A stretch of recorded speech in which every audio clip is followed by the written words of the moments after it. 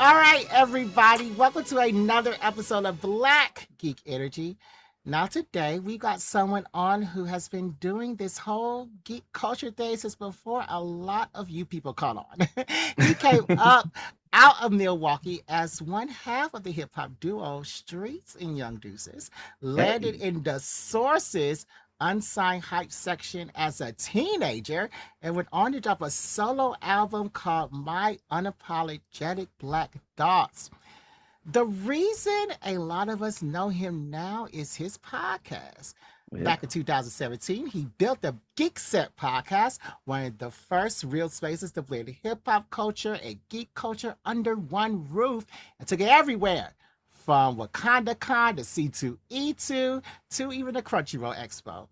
On top of that, he's the voice over at WatchMojo, a host with Sway's Universe, and he runs his own interview series, pulling up everybody from Van Lathan to Timothy DeLaGhetto. He is a rapper, a podcaster, a voice actor, and a certified blurred who built his own lane and never looked back. Everybody, give a wide round of applause for Young Deuces. Yay! Hey, that was amazing. I don't think I had a interview yet that kind of like ran down my resume that well. Yeah. So I appreciate that. Thank you. Thank you. It was a lot of research because you've done a lot of things. How do you keep track of everything that you've done? Man, I sometimes I take that moment to reflect to kind of like think about my journey and where I got to where I'm at. And I use a lot of those relationships that I built early on to kind of help move certain things that I'm trying to do now. So like I have those moments where I get to reflect on it. But like when you like the way you listed it, it just really made me realize like, man, I definitely lived the life. Yeah. Yeah, yeah. Um, so we like to start off our podcast the way we start off every week. How has your previous week been? So it's my birthday week. My birthday was Friday. Oh, happy birthday! Thank you. Thank you. Wow. Yeah, and so it's been a good week. Me and my girl, we went to the local state fair, and we had Mm. we had a time there. What I'm You saying, get a got funnel spent. cake? Of course, we got to do that. You got to. And it was just good times. Just living life and just having that moment to kind of like reflect on my journey on how I got to where I'm at, and just celebrating another trip around the sun. Okay. Okay.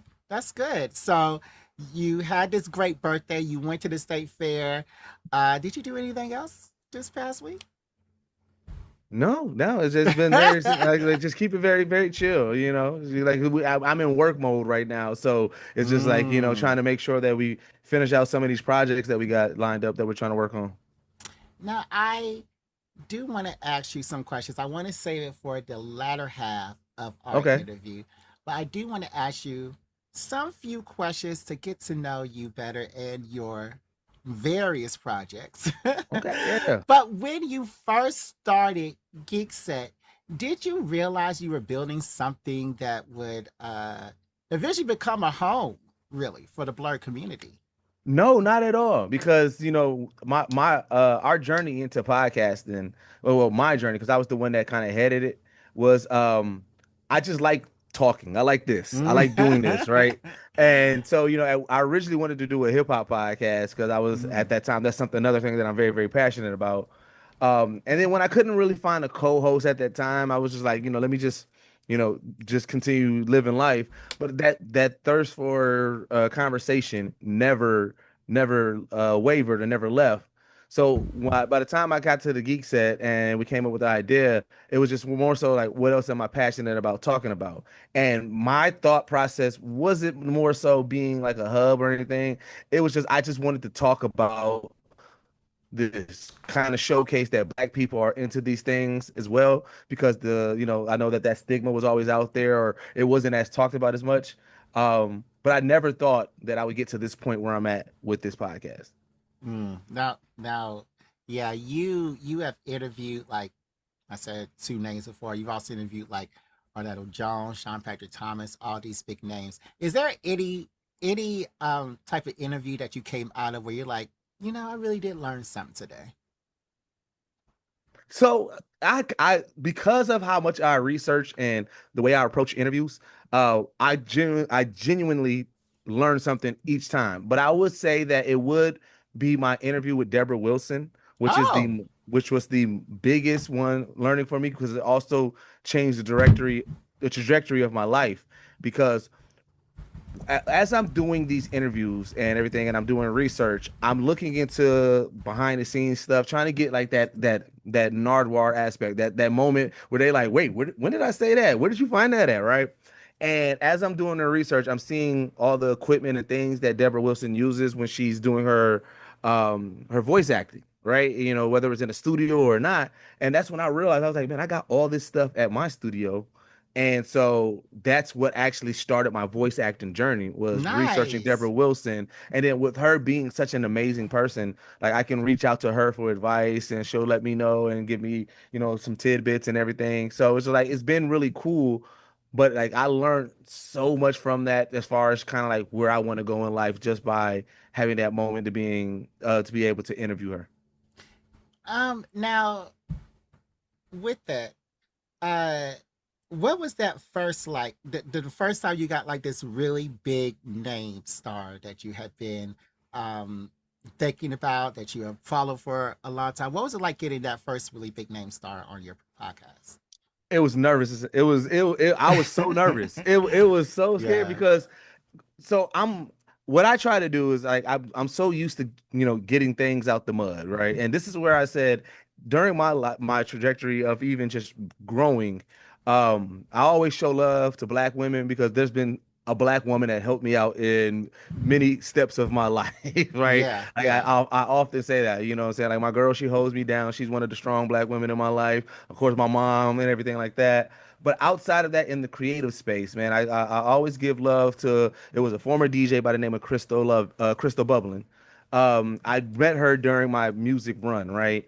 And then she transitioned into acting, and so and I remember seeing Mm. her collabing and doing something with Kev on stage. Now, and this is me. I'm as a fan. I'm watching All Def. I'm watching everything, and I'm like, man, I really want to get Kev on stage on this podcast. But I was like, Nice. I'm gonna work on it. I'm gonna try to figure it out. So I'm going through the proper channels. I'm hitting his management, DMing and things like that. And at that time, my name wasn't what it was. So of course, a lot of things go unseen, and I understand the game. So I never put weight on the person if they missed it or they never got to it or anything because I'm like, I know that they stay working. But once I saw they're there, I saw her there and I was like, all right, I got a relationship with her. And I was like, Mm-hmm. I wonder if I can get her to help me out, right? So I come in there like hat in hand, in the DM talking to her like, hey, Crystal, and I'm trying to beat around the bush. I'm like, hey, I saw that you doing that thing with Kev on stage and everything like that. Man, that like that's pretty cool that you know him and everything. And then uh can I cuss on here? Oh yeah, you can. We Yeah, do yeah. explicit. So yeah, she replied back. She was like, nigga, what you need? I was like, all right, so if you can, and again, this is still me humble head. I'm like, can you just let him know, like, hey, check his emails. I'm hitting him up. I want to pitch myself and see if I can get him on the podcast. She's like, I'll do you one better. I'll text him. She texted him, Oh. told her, what I'm saying, hit him up, and then she was like, he said he'll do it. We set it up within a week.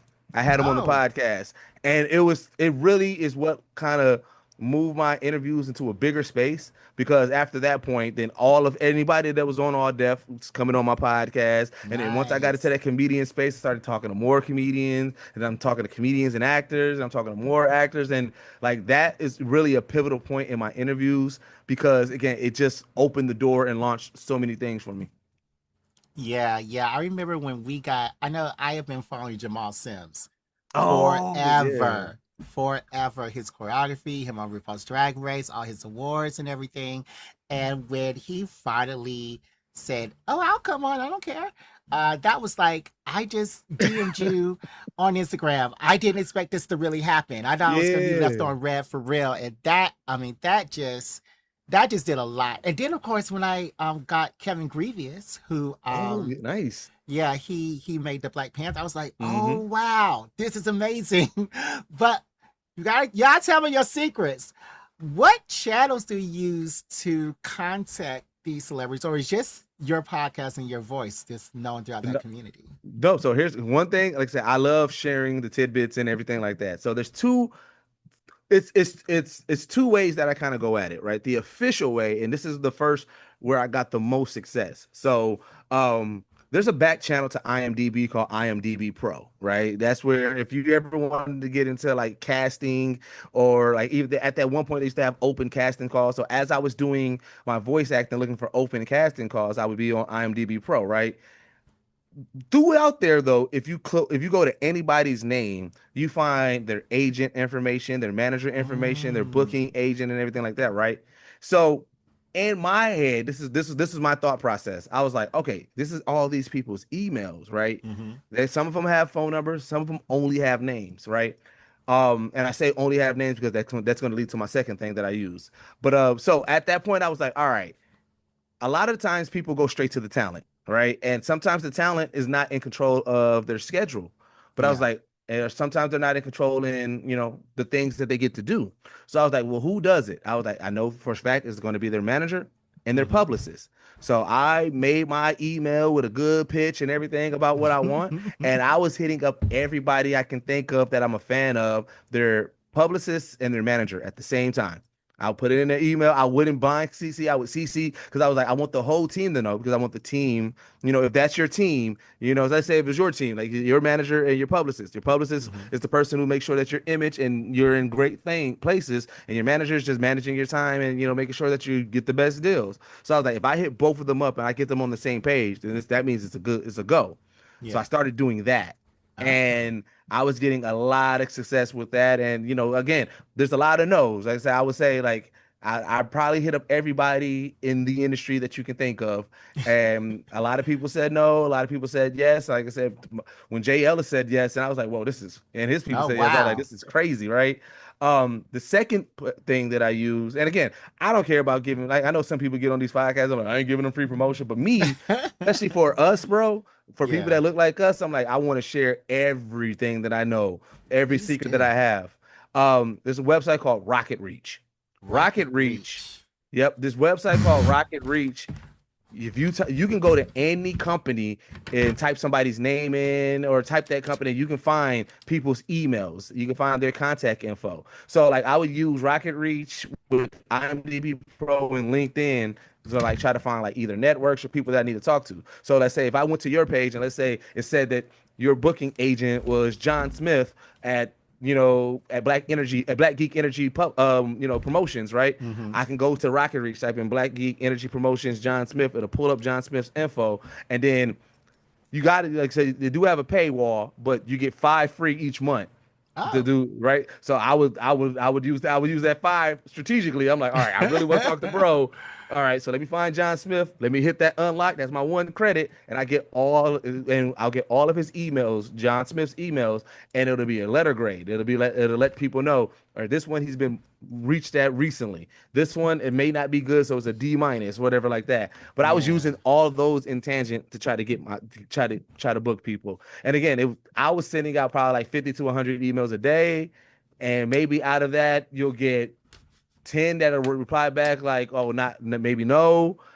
Till you'll get probably like another 10 reply back like, oh, let's book something in the future. And I was Mm. really good at follow up and follow through because if you tell me, all right, let's book something in the future. All right, when should I reach back out? Oh, yeah, reach Mm-hmm. back out first quarter of 2028. I got you. And then 2028 comes around and I'm, hey, just following up. And a lot of people they respected that, and it just kind of it helped me get it because like even with the Jay Ellis interview, it took a year and a half to book him down, and it just came Wow. in the right time. I hit him up, his people said yes, and then it was supposed to be like a January, and it didn't work.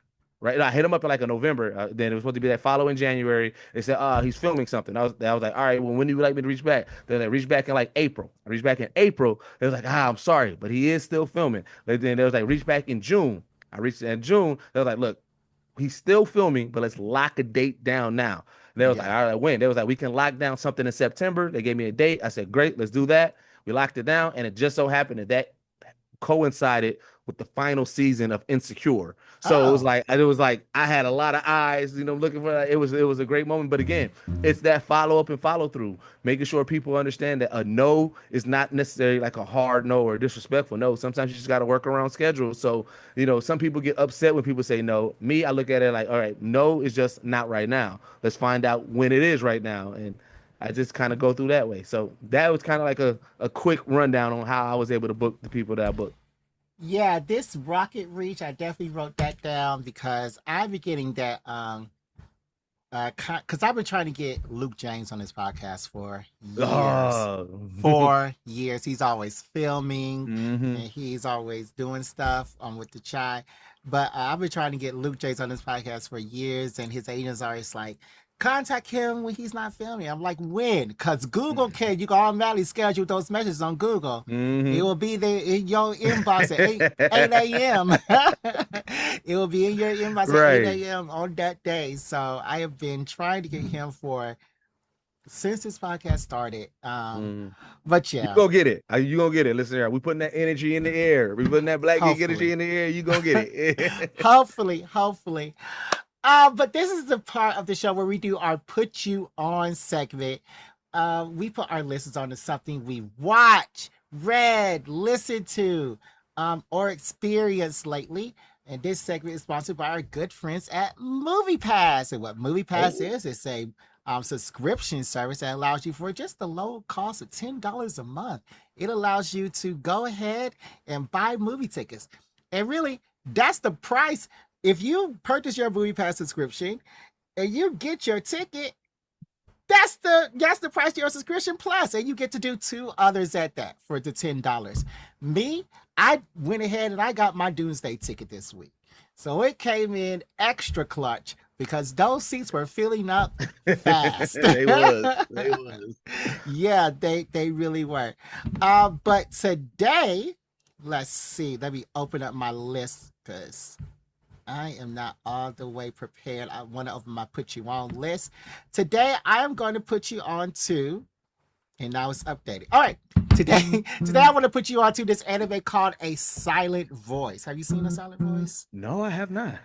It is this anime that was made in 2016, and basically, it shows what would happen. Okay, I found this anime because I was going live. I started going live on my TikTok, and I just talk to people.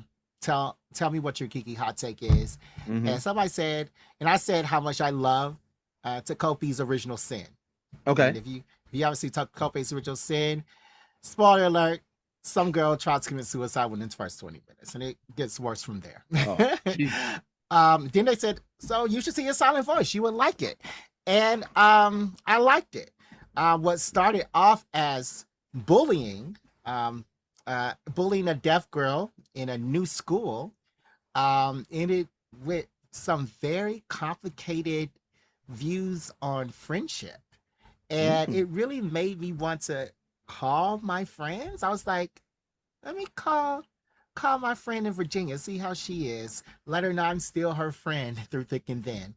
It was a very, very exciting movie. It was a fun movie, and yeah, it made me think, and it made me have that emotional reaction where I had to act on something even Mhm. after the movie. So A Silent Okay. Voice. I really, really enjoyed it. I'm adding that It to my watch list now. I'm going to push it Yeah, right now. go Yeah. see that. Now it is tough to get through because Hmm. they do bully her horribly. But Hmm. after he grows up, he he begins to really try to reach out to her, and it gets better. So not Okay. like Takopi's Original Sin where everything is horrible. All right. So do you have anything that you want to put our listeners on to? Yes. This is anime called I may be a guild receptionist, but I'll solo any Oh, boss to clock out on time. yes. Listen here. This is one of the most relatable animes ever to me because a lot of us just work a 9 to 5 and we cannot wait to get off work. Yeah. And if anything, like and for those who work in like the service industry or any industry, like like you think about it, like it's about time for you to clock out, and then like 10 minutes before, customer walks in and you got to deal with that customer, you're gonna be forced to do overtime. So you're like, oh my God. Like, so the purpose of this anime is like, what I'm saying? Like, she's a guild receptionist, so for those it's like, those RPG games and everything like that. Mm-hmm. And she is OP, but she doesn't go above and beyond. She's like, look, I'm just doing my job here. But if you get in her way of getting out on time, then she's like, look, all right, now I got to, like, all right, fine then. And she goes out to go fight the big bosses because she's like, look, y'all ain't getting it done in time. So I need to go ahead and let me go ahead and solo this boss so that way we can make it home because I'm not trying to work OT. Bro, it's one of the funniest animes, but again, the fight scenes are amazing. Yeah. I'm on my kick of long title animes. Like if it's a long title, you got me. I'm gonna watch it just because. But yeah, that's one of my favorite ones right now. So yeah, I may be a guild receptionist, but I'll solo any boss to clock out on time. That I'll definitely watch it. Watch it. Yeah. I remember I saw the first episode of this when it was on. I Yeah. didn't really like it, but now your statement makes me want to watch it again, see what I've been missing. Yeah, definitely. Yeah, it's one of those good journeys. Okay. Young Deuces, let's do an activity. Okay. This activity is called Geek It or Delete It. Ooh. So with this activity, I'm gonna give you two choices. Okay. And with these choices, you can geek it, which means you can keep one, but the other one gets deleted from all the history like it never happened. Okay. So we're gonna discuss these options and we're gonna discuss the ramifications of these options as well. Okay. All right. So geek it or delete it. Are you ready? Yes. All right. Geek it or delete it. Dragon Ball Z or Naruto? Why would you do this? Well, when you come out the gate with this, I know. And then I say my girl here, she's gonna be mad. All right. If I have to geek it or delete it, Dragon Ball Z and Naruto, I'm gonna have to delete Naruto. Yeah. She gave me a look. That's the one. Here's the thing. All right. I'm not. I know that there's like a toxic Dragon Ball Z fan base. I like to say that I'm not because here's the thing. All right. As much as Dragon Ball Z is my favorite anime, right? And I know that sounds crazy as a black person, and because right. However, here's why I equate it to. When I watch Dragon Ball Z, it's like a sports event for me, right? Like it's that adrenaline. You get excited. Like I know it doesn't have the best story. Like I said, like it's not gonna pull at your heartstrings. Like you know what I'm saying? It's not Full Metal Alchemist or anything like that. But those fights are amazing. I still get amped up with the new power-up levels. I understand the power scaling is crazy, but again, like I love Dragon Ball Z. However, Naruto is one of my favorites as well, still, because that does pull at your emotional strings and everything. There's a lot that goes into it, but if I have to, just because Dragon Ball Z to me is the OG, that's what got me in love with anime and everything. I cannot delete Dragon Ball Z. I gotta delete Naruto. But I hate myself for it. I just want you to know that. Yeah. I want to say Dragon Ball Z, but I am scared that without Dragon Ball Z, we wouldn't have Naruto, we wouldn't have Bleach, we wouldn't have any of this other stuff. I want to say Dragon Ball Z so bad. I really do want to say because I love Naruto and I also love his spinoff Boruto. I love them both. Okay, so you are rare because most people I talk to that don't like Boruto and they don't like fun. They don't like fun. See, if you don't like a dinosaur fight with Sasuke and Sakura, then you don't like fun. And if you don't like a fight where Naruto and Sasuke are getting their ultimate power techniques ripped out of them, you don't like fun. Right. You don't like fun. That is true. Yeah. Those people don't like fun, but I am also going to have to say, I guess. Dragon Ball. So are you watching like the Dragon Ball Ultras, the Dragon Ball GTs, all that other stuff? I've watched every iteration of Dragon Ball. Again, I'm not all of them are peak. I'm a completionist, so I've watched a lot of bad TV as well and stuff like that. So there's certain properties and things that I watched in full. That's why I tell people I'm like I feel like I am the best person to talk about with shows and stuff like that because I'll give it a fair shake. I'll give a lot of things a fair shake. Yeah. Okay. Let's move on. Marvel or DC? See, it's because you got ramifications that makes me have to second guess it. Because Mm-hmm. I am a DC fanboy. I love DC storylines and everything, and Wow. I don't want to get rid of DC. However, I don't want to get rid of the MCU because I love the MCU, and I know that that's part of the ramifications. I'm already in your head. Yeah. Yeah. Which one? I'm gonna have to go DC. Yeah. Bye, DC. I'm gonna have to go DC only because of Marvel and the MCU. It is even the bad MCU movies, I look at it as a step forward towards great movies and everything like that. Mm-hmm. And I can't get rid of those movies because I love my live action as much as I love the comics and animations at DC and the video games at DC. The movie medium I can't get rid of. The video games in DC. Which ones? The Arkham series. You don't like the Arkham series? Not better than Marvel Ultimate Alliance. What? My like right now is the Spider-Man Insomniac games and the Not, Arkham series are my top two like comic yeah. book video games. Yeah. Marvel, I mean, DC can go straight to Hades because it's not better than Marvel Ultimate Alliance, not better than the classic X-Men game, the classic Avengers game, Yeah, the classic Spider-Man games. All the Spider-Man games have been good. all the Spider-Man. That's what I said. To me, it's Spider-Man and Arkham series, and then like I said, I'm going down to the other one. Like I said, the Marvel Alliance, you have a strong case with that. Yeah. Because like I said, even Injustice, as good as a fighting game as I like it, it's Oh, not I touching love Marvel Alliance. Injustice. Yeah. It's not touching Marvel Alliance. Yeah. Injustice was probably my favorite DC comic storyline. Oh But yeah, yeah, oh my God, yeah, that storyline that so was crazy. peak. That was peak DC. But if that's all DC got, they can go straight to Hades. All right. Next one. What are you getting rid of? What are you keeping? Anime or comic books? Okay, this one is actually easier for me. I'm getting rid of comic books.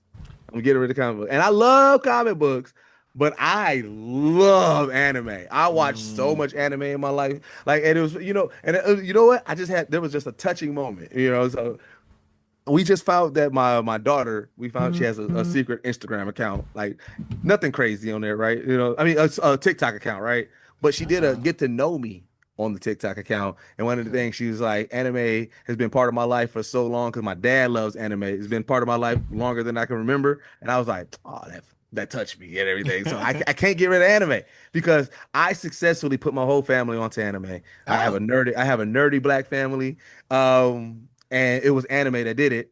I can't get rid of anime. So as much as I love the comic books and I love everything, I can't get rid of anime because it has a sentimental value right now. All right. But the ramifications of that is no Oh, DC or yeah, Marvel yeah. video games, no DC or Marvel movies or TV shows. Tonight, Lanterns is coming on. Well, Yes. not in our world because Because I got because because I you want to got because rid of comics. I want to be sentimental. Yeah, yeah. So because of the ramifications, I'm gonna have to go with anime. I was just watching anime today, Yeah. but anime anime doesn't have that I agree. breath I breath of I I, stuff. I agree. I'm going with my heart. I'm going with my heart on this Yeah. one. I'm going with my heart and I'm going with anime because like I said, all my kids, what I'm saying, like, me and my girl, like my family, we're anime family. Well, I'm glad that we could have the One Piece and solo leveling video games instead of Oh yeah. Marvel Ultimate Alliance and Injustice. All right, let's see. Speaking of video games, what would you keep? PlayStation or Xbox? I'm keeping PlayStation. I'm PlayStation through and through. I'm not an Xbox person. Yeah, yeah. So no Fable, no Halo, no. I've never played those because Oh. I've never had an Xbox. My journey went from Nintendo straight to PlayStation. I have never had an Xbox, so there's a lot of games that I didn't even get a chance to experience. So I have no issue letting them go. Okay, okay. Follow up: PlayStation or Nintendo? Okay.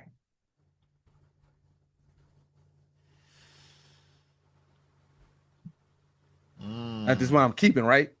Yeah, which one you want to keep forever? All And right. which one you I want to delete from history?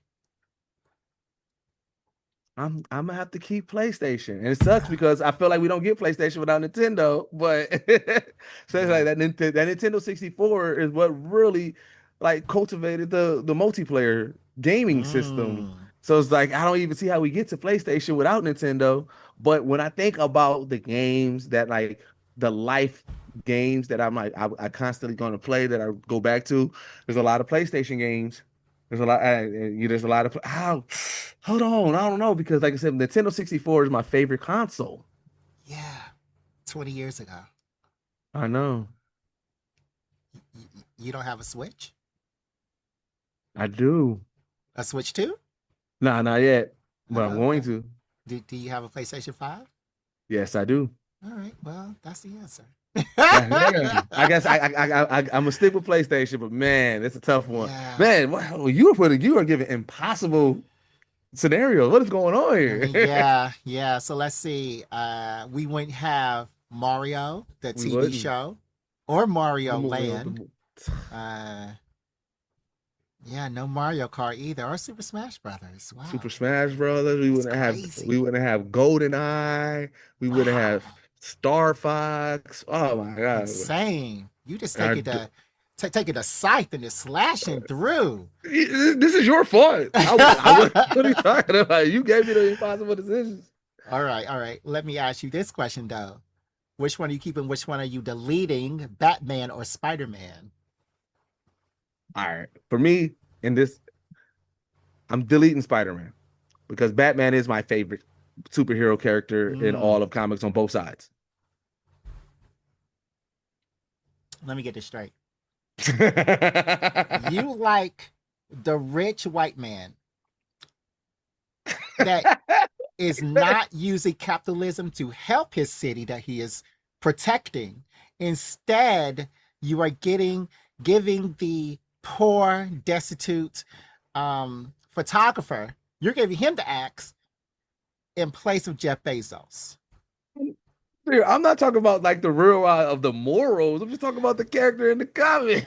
I, I I know mean, you're I thinking mean, morals in it. I agree more with Spider-Man than Batman than oh, Bruce okay. Wayne and Batman for sure. Yeah. But if I'm talking about the comics, pure entertainment, and what I fell in love with in comic book world, I gotta go Batman. I gotta Yeah. keep Batman. Yeah. Do you think that Batman is a hero? Oh no, not at all. Listen, I have been very, very vocal about it. As much as I love Batman, Batman is psycho. Batman Yeah. is the he. A lot of things could be done if he just used his money the proper way, but he doesn't. I just say I accept Batman's flaws for what it is. I'm not gonna be one of them people that be like no no no, but nah, like that Batman is psycho. Right? Yeah, yeah, Batman is psycho, and I think that it's now. I think it's not the Justice League's fault that Batman is so psycho because Superman wanted. They got to step up and say something. They got to say you need to see a therapist. They have to. Right.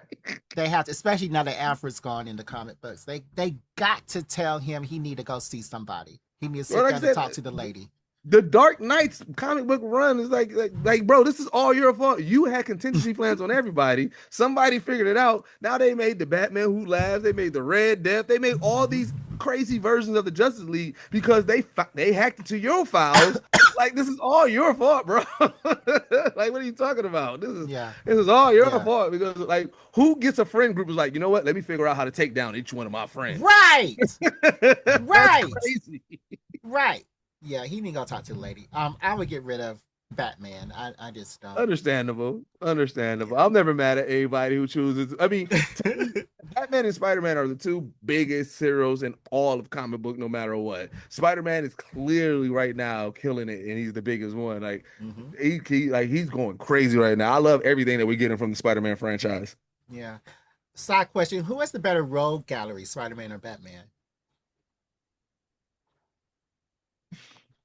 That is a very interesting question because those are the two best rogue galleries in comic books. I would say only because of the layers that and this goes to America Hmm. on how we view things. I'm saying Batman's rogue gallery is the best and that's because most of their villains end up getting their own property, and that's because we just want to know Yeah.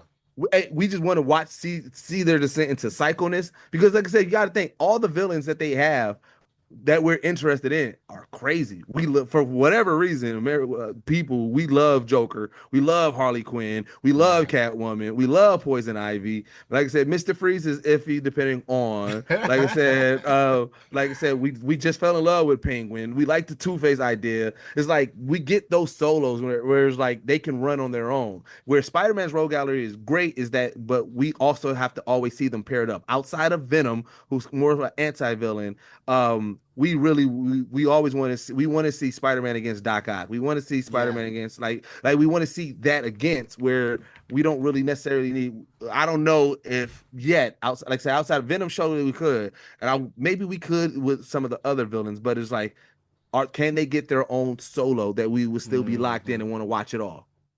Yeah. Okay. All right, let's move on. Number 6, 90s cartoons or 2000s cartoons. One has to go. Mm. And this is what I'm keeping or getting rid of. The one you want to keep. I'm keeping 90s. Okay. I'm keeping 90s. However, I want to make sure people know. Don't act like 2000 ain't have slaps. I've had this conversation with a lot of people, right? Where I'm like, where we talk about 90s versus 2000s, and I'm like, hey, 2000s had some slaps. So it's like we can't act like they didn't have some good ones. But a lot of the cartoons and everything that I love to death is 90s. You know, like I said, I love Darkwing Duck. I love Freakazoid. I love Bobby's World. I love you know what I'm Sailor saying? I Moon, love Pepper Dragon Ann. I Ball love Z. Recess. I like yeah. All right. Yeah, I agree. I'm gonna miss you, Dexter. Gonna miss you, Samurai Jack. But Yeah. I do agree. Number 7, hip hop or anime soundtracks. Which one? Oh, soundtracks. No, Oh, hip hop or anime soundtracks. Sorry. okay.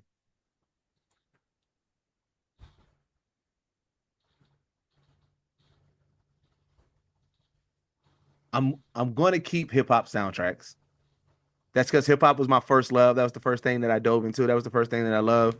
Um, as far as anime soundtracks, I don't think that I've listened to a full soundtrack anime that I was like, I like the full soundtrack. I pick and choose where like certain songs and stuff like that like I love. That's our soundtrack songs.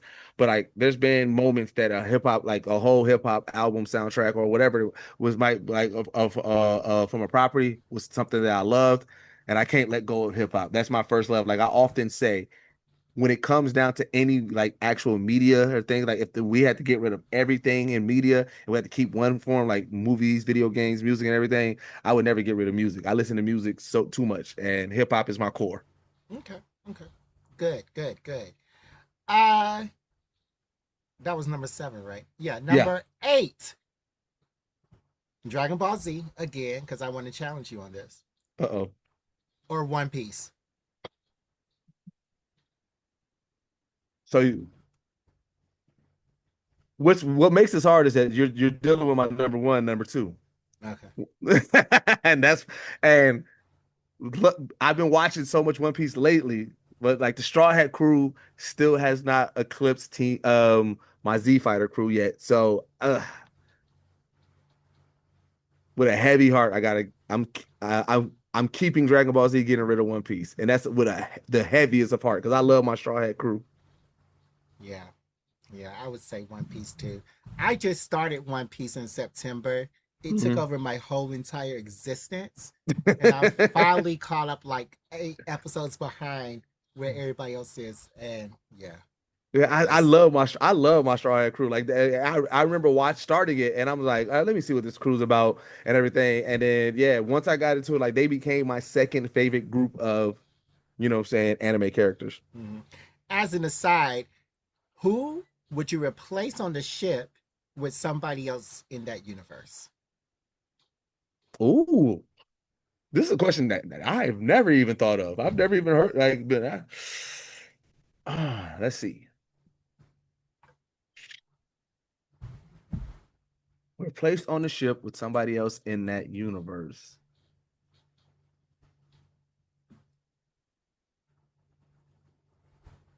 dang, who do I who all right.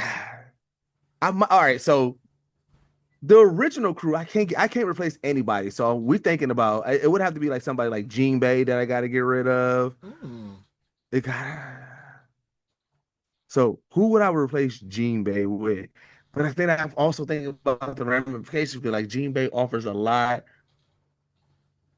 I said we can't get rid of Frankie because Frankie he gave us our new ship and everything, and he brings us the gadgets. Can't get rid of Chopper. That's the heart.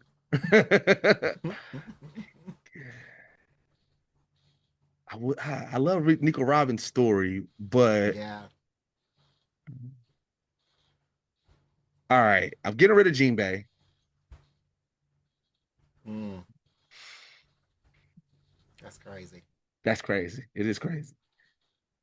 And if I had to replace Jean Bay, maybe Sabo? I can see Sabo. Ooh, nope.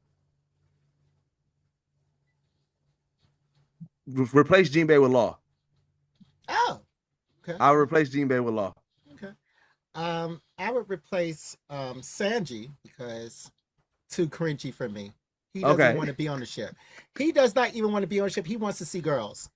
Um, he doesn't care about the captain. He just cares about the girls on the ship. I would replace him with the person who cares about Luffy, with the person who could do everything that Sanji can do, and that is Bon Clay. Okay. Bon Clay deserves to be on that ship over Sanji.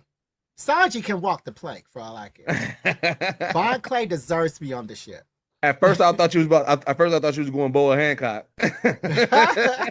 When you say somebody who loves Luffy, I'm like, oh, we better get Nah. Boa on there. Now, like he has loyalty. He risked his life for that He man. did. He Yeah. definitely did. I'm Yeah. not mad at that. But you know, like I said, you caught up at some point. At pretty much everybody straw hat. Like I said, remember they had Yeah, that. He had pretty that moment much. where he pretty much donned the whole island. Like, hey, we all straw hats. Like, Yeah. yeah. Even if Luffy says no, there's still going to be straw hats. Mhm.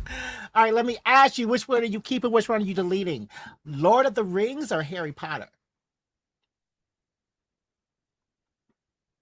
Harry Potter. I'm deleting only Wow. because I'm not a Potterhead. That is one that All there's right. two things. There's two things in my geekdom that is blasphemy. I I have not tapped into Doctor Who, No, me neither. and I'm not a Potterhead. I respect Harry Potter and them like that, but I'm not a Potterhead to the level that most people are. Yeah. So are you gonna watch the show in December? Oh, absolutely, absolutely. Okay. Like I said, I'm a casual. I'm a casual Okay. Harry Potter fan. I'm All not a right. Potterhead All right. All right. because I love Hogwarts Legacy and everything like that too. Oh yeah, Hogwarts Legacy was amazing. Yeah. I would get rid of Lord of the Rings. I did see all the Lord of the Rings. I like the original animated Hobbit. We had to do a rewatch of the Hobbit for this show. Hmm. That was the most infuriating rewatch I've ever done. Because why are these white people breaking into these other white people's houses? They break into his house, the little Frodo Hmm. house. They break into the dragon's house. They just keep breaking into people's houses, and that's why this thing is started. Stop breaking into people's houses uninvited. Yeah, Stop. they definitely will. All right. Final question. Okay. Friday or Coming to America? What I'm keeping. The one you want to keep.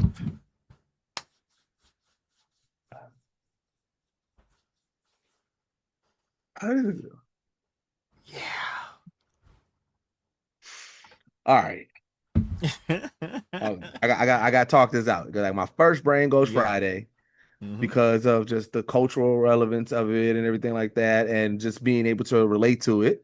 However, Coming to America was such a great, just outstanding movie in general. Like where Friday was good, I wouldn't put it in the top tiers of movies like Coming to America. So, all right, so that's where we're at. Like I said, we got Friday, better cultural, Coming to Mm-hmm. America, a better movie. What I quote the most, I quote Friday more than I quote Coming to America. Okay. Iconic moments, things that I remember. Like when I just think about like just black cinema.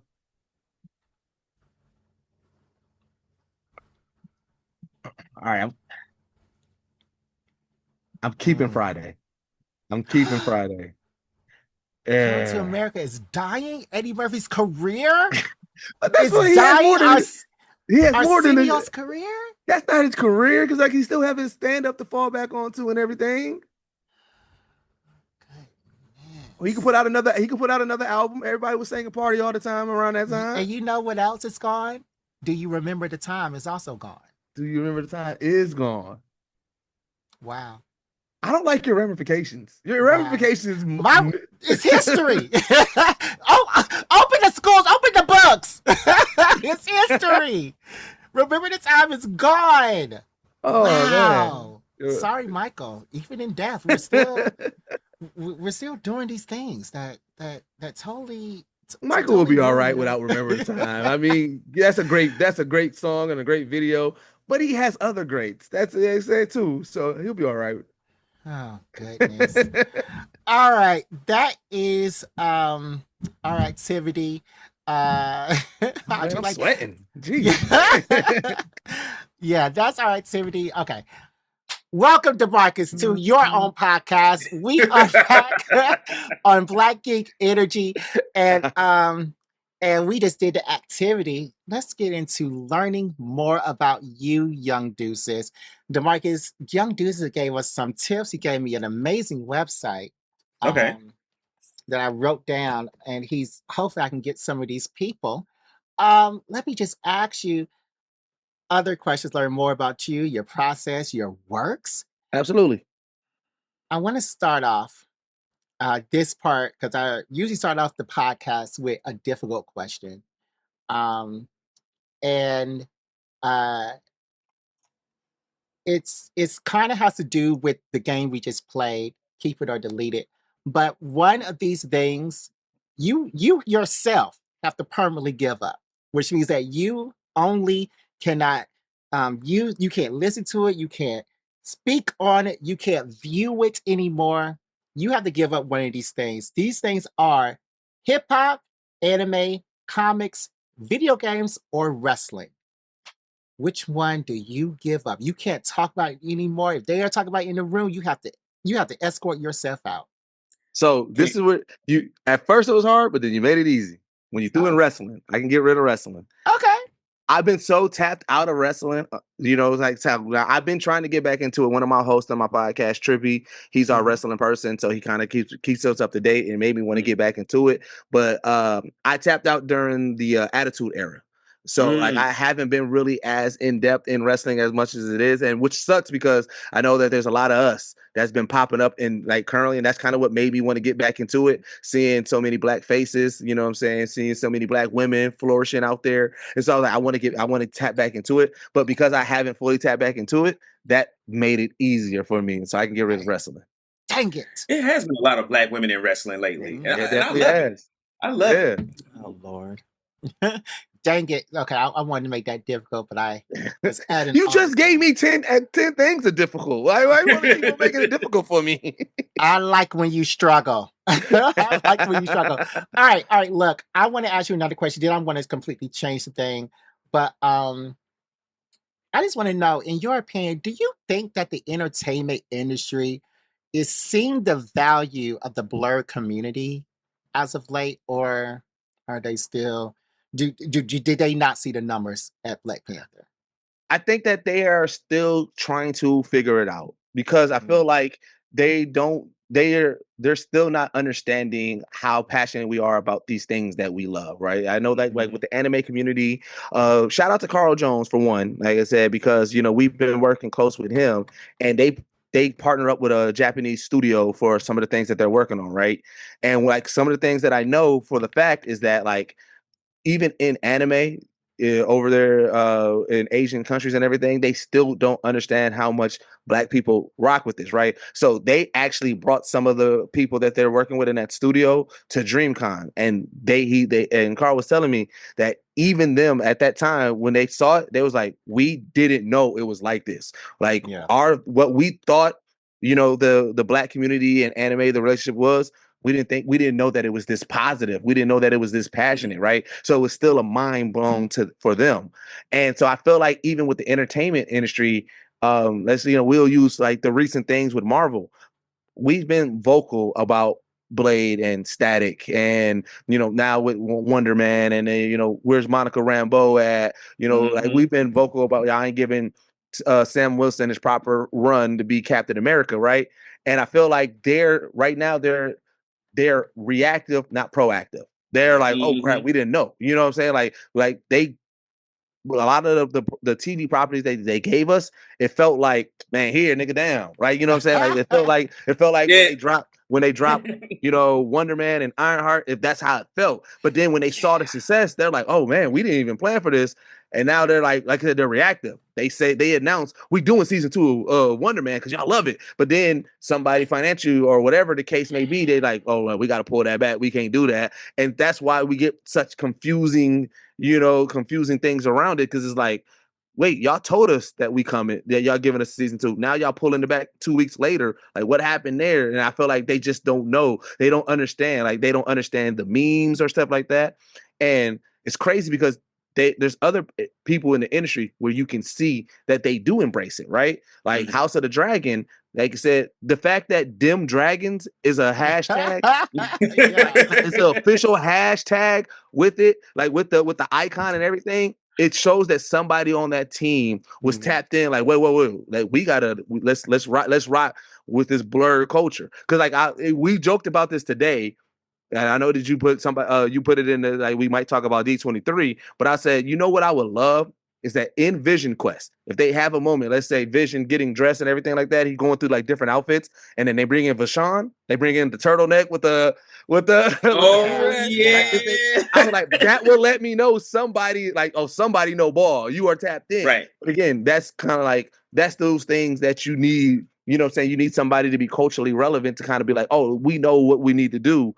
And I just feel like the entertainment industry right now is still trying to figure out. They're like, oh, we love this black blurred energy. We love this Black Geek Energy. But it's like, wait, they don't really know how to do it. They don't really know what to do with it yet. And I think that's where I think it's a level of confusion for them, because we're saying this is obvious. You should know just to do this. But again, we still got to remember that we're talking from what we see on screen and with the talent. There's still not a lot of us behind those doors making those moves. And that's what we need.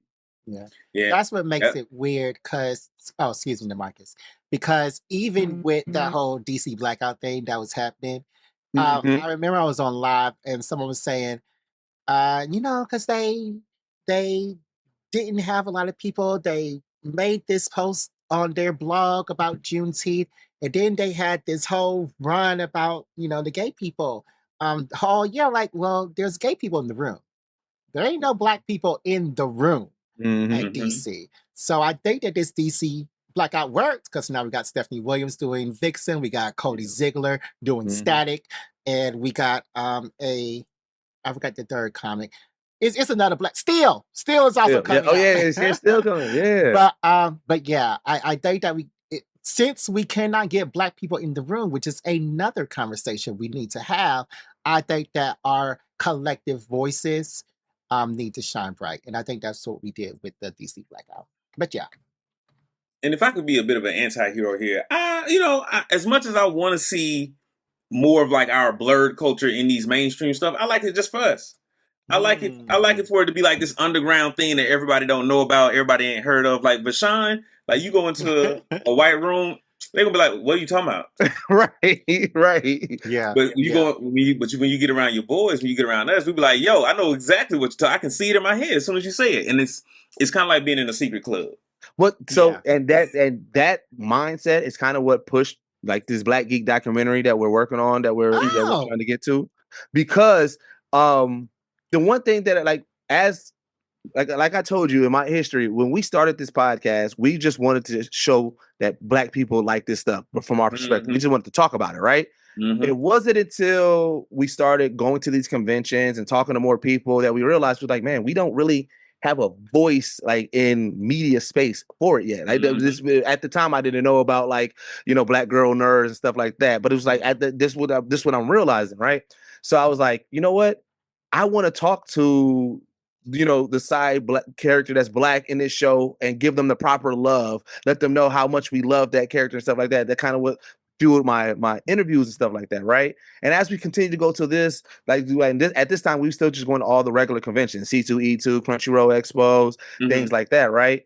It wasn't until we went to our first DreamCon that I was like, yo, this is all of us, right? And it kind of opened my eyes when I was like, whoa, this is way bigger than I even thought it was. And I was like, as a person who's very, very extroverted, as a person who's very, very championing of us and the things that we do, like I love seeing closet cosplay, I love seeing big cosplay, I love seeing at people's panels. I love hearing people talk about the things that they're passionate about, and I'm the biggest cheerleader for most people. Like I said, I don't care what level you are at. If you tell me your goals and your dreams, I'm that person that's going to be in every time you got an accomplishment. You would have swore I knew you from day one, right? So after I started experiencing that and seeing that, I said, you know what? We should have a documentary to just talk about the Black journey in geek world, in the nerd world, right? And I said, I bet you there's going to be somebody white that's going to try to capitalize off who really don't know the culture and try to do this. And I said, we may not have the biggest one. This is when we were still doing it, like thinking about doing it independently. I was like, we may not have the biggest documentary, but let's be one of the first. And we started going convention to convention, filming that. We started, talking to the small creators, the big creators, the fashion designers, the artist alley, the person who just went to the con, the family, the old heads, the mom, the kid. We started just kind of filming that whole process so that way we can kind of make sure that the culture has a voice, because we didn't want it just to be celebrity driven. We was like, in order for us to call it the Black Geek documentary, the average Black geek needs to have a voice just like the celebrity. And then we're going to intertwine it. But it was like the first step was, let's make sure the culture has a voice. Let's talk to the people. Let's talk to the people on the ground. Let's talk to the person who is like you guys trying to, create a platform. Let's talk to y'all on your journey. Let's talk to the big person. Like, you know what I'm saying? Let's get Phil Lamar on here. Let's get Deborah Wilson on, like, so that was like the idea. Like, we got to blend them all together so we can show this Black joy, Yeah. But again, it was like, I want to make sure that it's something that's properly done, because I don't want it to be a fluff piece. So it's like, let's talk, so when I'm talking to people, I'm asking like, hey, so yeah, we talked about a lot of the things that we love. What are some things that you want to see us grow from? What are some things that we need to fix in this community? How do we make sure that this community remains a safe space and not something that is exclusion? Let's make sure. So it's like, I feel like somebody who's not of the culture would not be brave enough or even have the wherewithal to ask these questions. They were just like, oh, let's talk about Black love. Let's talk about Black geek culture. And it's like, and that's it. It's like, no, yeah, we want that. I want to show the good, but also let's make sure that we are helping this grow. This is such a baby of a culture that if we can get ahead of it, if we can get ahead of the toxicity, if we can get ahead of the bad things, and even just be able to point it out, which I love that I'm seeing that. Like, like I love when somebody's doing a closet cosplay and if somebody tried to come from them, and then we just see abundance of us saying like, hey, what are you on? Get up out of here. Right. I love the fact that we we are very, very loud and vocal against that character wasn't Black. Like, hey, you better shut up. Black today. I love when I see our take on cosplay, right? Or you know what I'm saying? I love when somebody does a character and you see that character with a big afro or locked out or a pimp called Iron Man. Oh yes, that's my favorite one. Pimp called Iron Man. That stormtrooper that be rocking all the Adidas and everything like that. Like I just love the mashups and everything. And again, that like I said, when I was going to cons, again, I'm a very, very extrovert. And if for anybody who knows anybody like geeks or nerds, geeks and nerds are inherently introverted. So my contribution to the geek world, I was like, you know what? I'm a celebrator. I'm extroverted. So when I saw somebody with a dope cosplay or even just somebody there, I was like, I'm gonna treat them like they're a celebrity. You know what I'm saying? So like I'm there with my camera and I'm like, I'm giving out free pictures. So I'll come up to you. I'll be like, say if it was y'all, I'll be like, hey yo, you mind if I take your photo? And I'm down there with the angles, I'm doing everything, and I'm tagging you, giving you the photo, but I'm telling you how much I appreciate whatever cosplay you have on or whatever you're doing, because I know that I'm like, for most people, especially the people who put together their cosplay, you spend 6 to 8 months constructing, getting your cosplay together only for you to go to conventions for somebody to take a photo with you, and you never see that. Now you have that dopamine in the moment, but you never see those photos. You never see it. I'm like, nah, I'm about to give you like as if you was Zendaya on the red carpet. Yo, oh, you got the such a. Can I take your photo? Great. We'll take the photo, give it to you. Hey, that's all I needed from you. I just wanted your time. I wanted to let you know your cosplay was dope. And it was dope because as we was doing that, we're still trying to do the documentary. So as we're going to conventions each year and stuff like that, there's people who remember that moment. And to me, that's the win. Somebody coming like, hey, yo, you took my photo last year. I want to say that was great. I'm like, what? You like that? Oh, let me take your photo again, And I just love building within that community. And then when we started doing our panels for the documentary, seeing those same people pop up because they want to support because they felt the love that I gave them back, I just felt like it was organic. And again, my win was putting that smile on somebody's face, making them have a moment, a memory, and things like that. And it's just like, to me, that's what the culture's about. That's what I want to capture in this documentary. Nice. Well, if you need a talking head on your documentary, then but yeah, most definitely. You reminded me. I did say we're going to talk about D23. So all these questions in my head, I'm not going to do that. We're going to talk about D23. I also told that to DeMarcus. So deleting all those questions. But let's talk about D23. Let's start at the end. Kingdom Hearts has announced that they are specifically coming out, most definitely coming out in 2027. The creator said that no delays, no nothing. No wait, no nothing. First of all, are we believing him? I'm gonna give him some bill. I'm gonna say yes because of the hype of it and everything. And also, I want to give a shout out to Cleo Thomas. You know, what I'm saying friend of the homie. Yeah, he did good. Cleo Thomas got to host that panel, and I know that was a full circle moment because you got to think, like I said, he's part of the Disney universe, man, host and everything. And I know how much he loves Kingdom Hearts, and he does a really great job at hosting. So that was pretty dope to kind of see that, and for him to have that moment. I believe him. Like I said, I know how massed up this game is going to be, and I know the fan base is there. I just feel like he knows that you're going to disappoint a lot of people if you push it back. Yeah, I'm having faith. I'm having faith.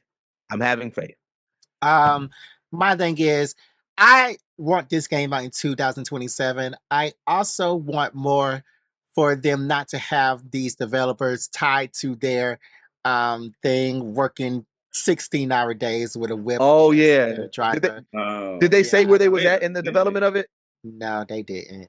Because so I agree with you with that. If they're not close to it and if they need to push it back because of that, like not putting that pressure on those developers, I'm okay with that. Right. Like that's because I used to say that even about like with Marvel properties. I was like, what's the reasoning for pushing it back? Right. If they tell me, you know what, we felt like we didn't have the best product. Our graphic designers wasn't able, our visual effect artists wasn't able to do what they needed to do. I'd rather you take your time than put out an unfinished project and then we get Thor: Love and Thunder. Yeah. You know what I'm saying?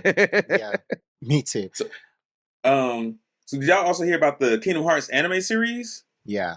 Yeah. Was that at D23 too? Or was that been announced? No, they announced that at D23. But how are we feeling about Kingdom Hearts? Now, look, I don't know much about this story. After 2, I just point me in direction where I need to kill some Heartless. That's all I know about the story. I don't know about the Riku, the altered dimensions, the nameless. I don't know about none of that stuff. Yeah. So maybe this day will get me more excited. But if it's more on that story, I'm not interested really.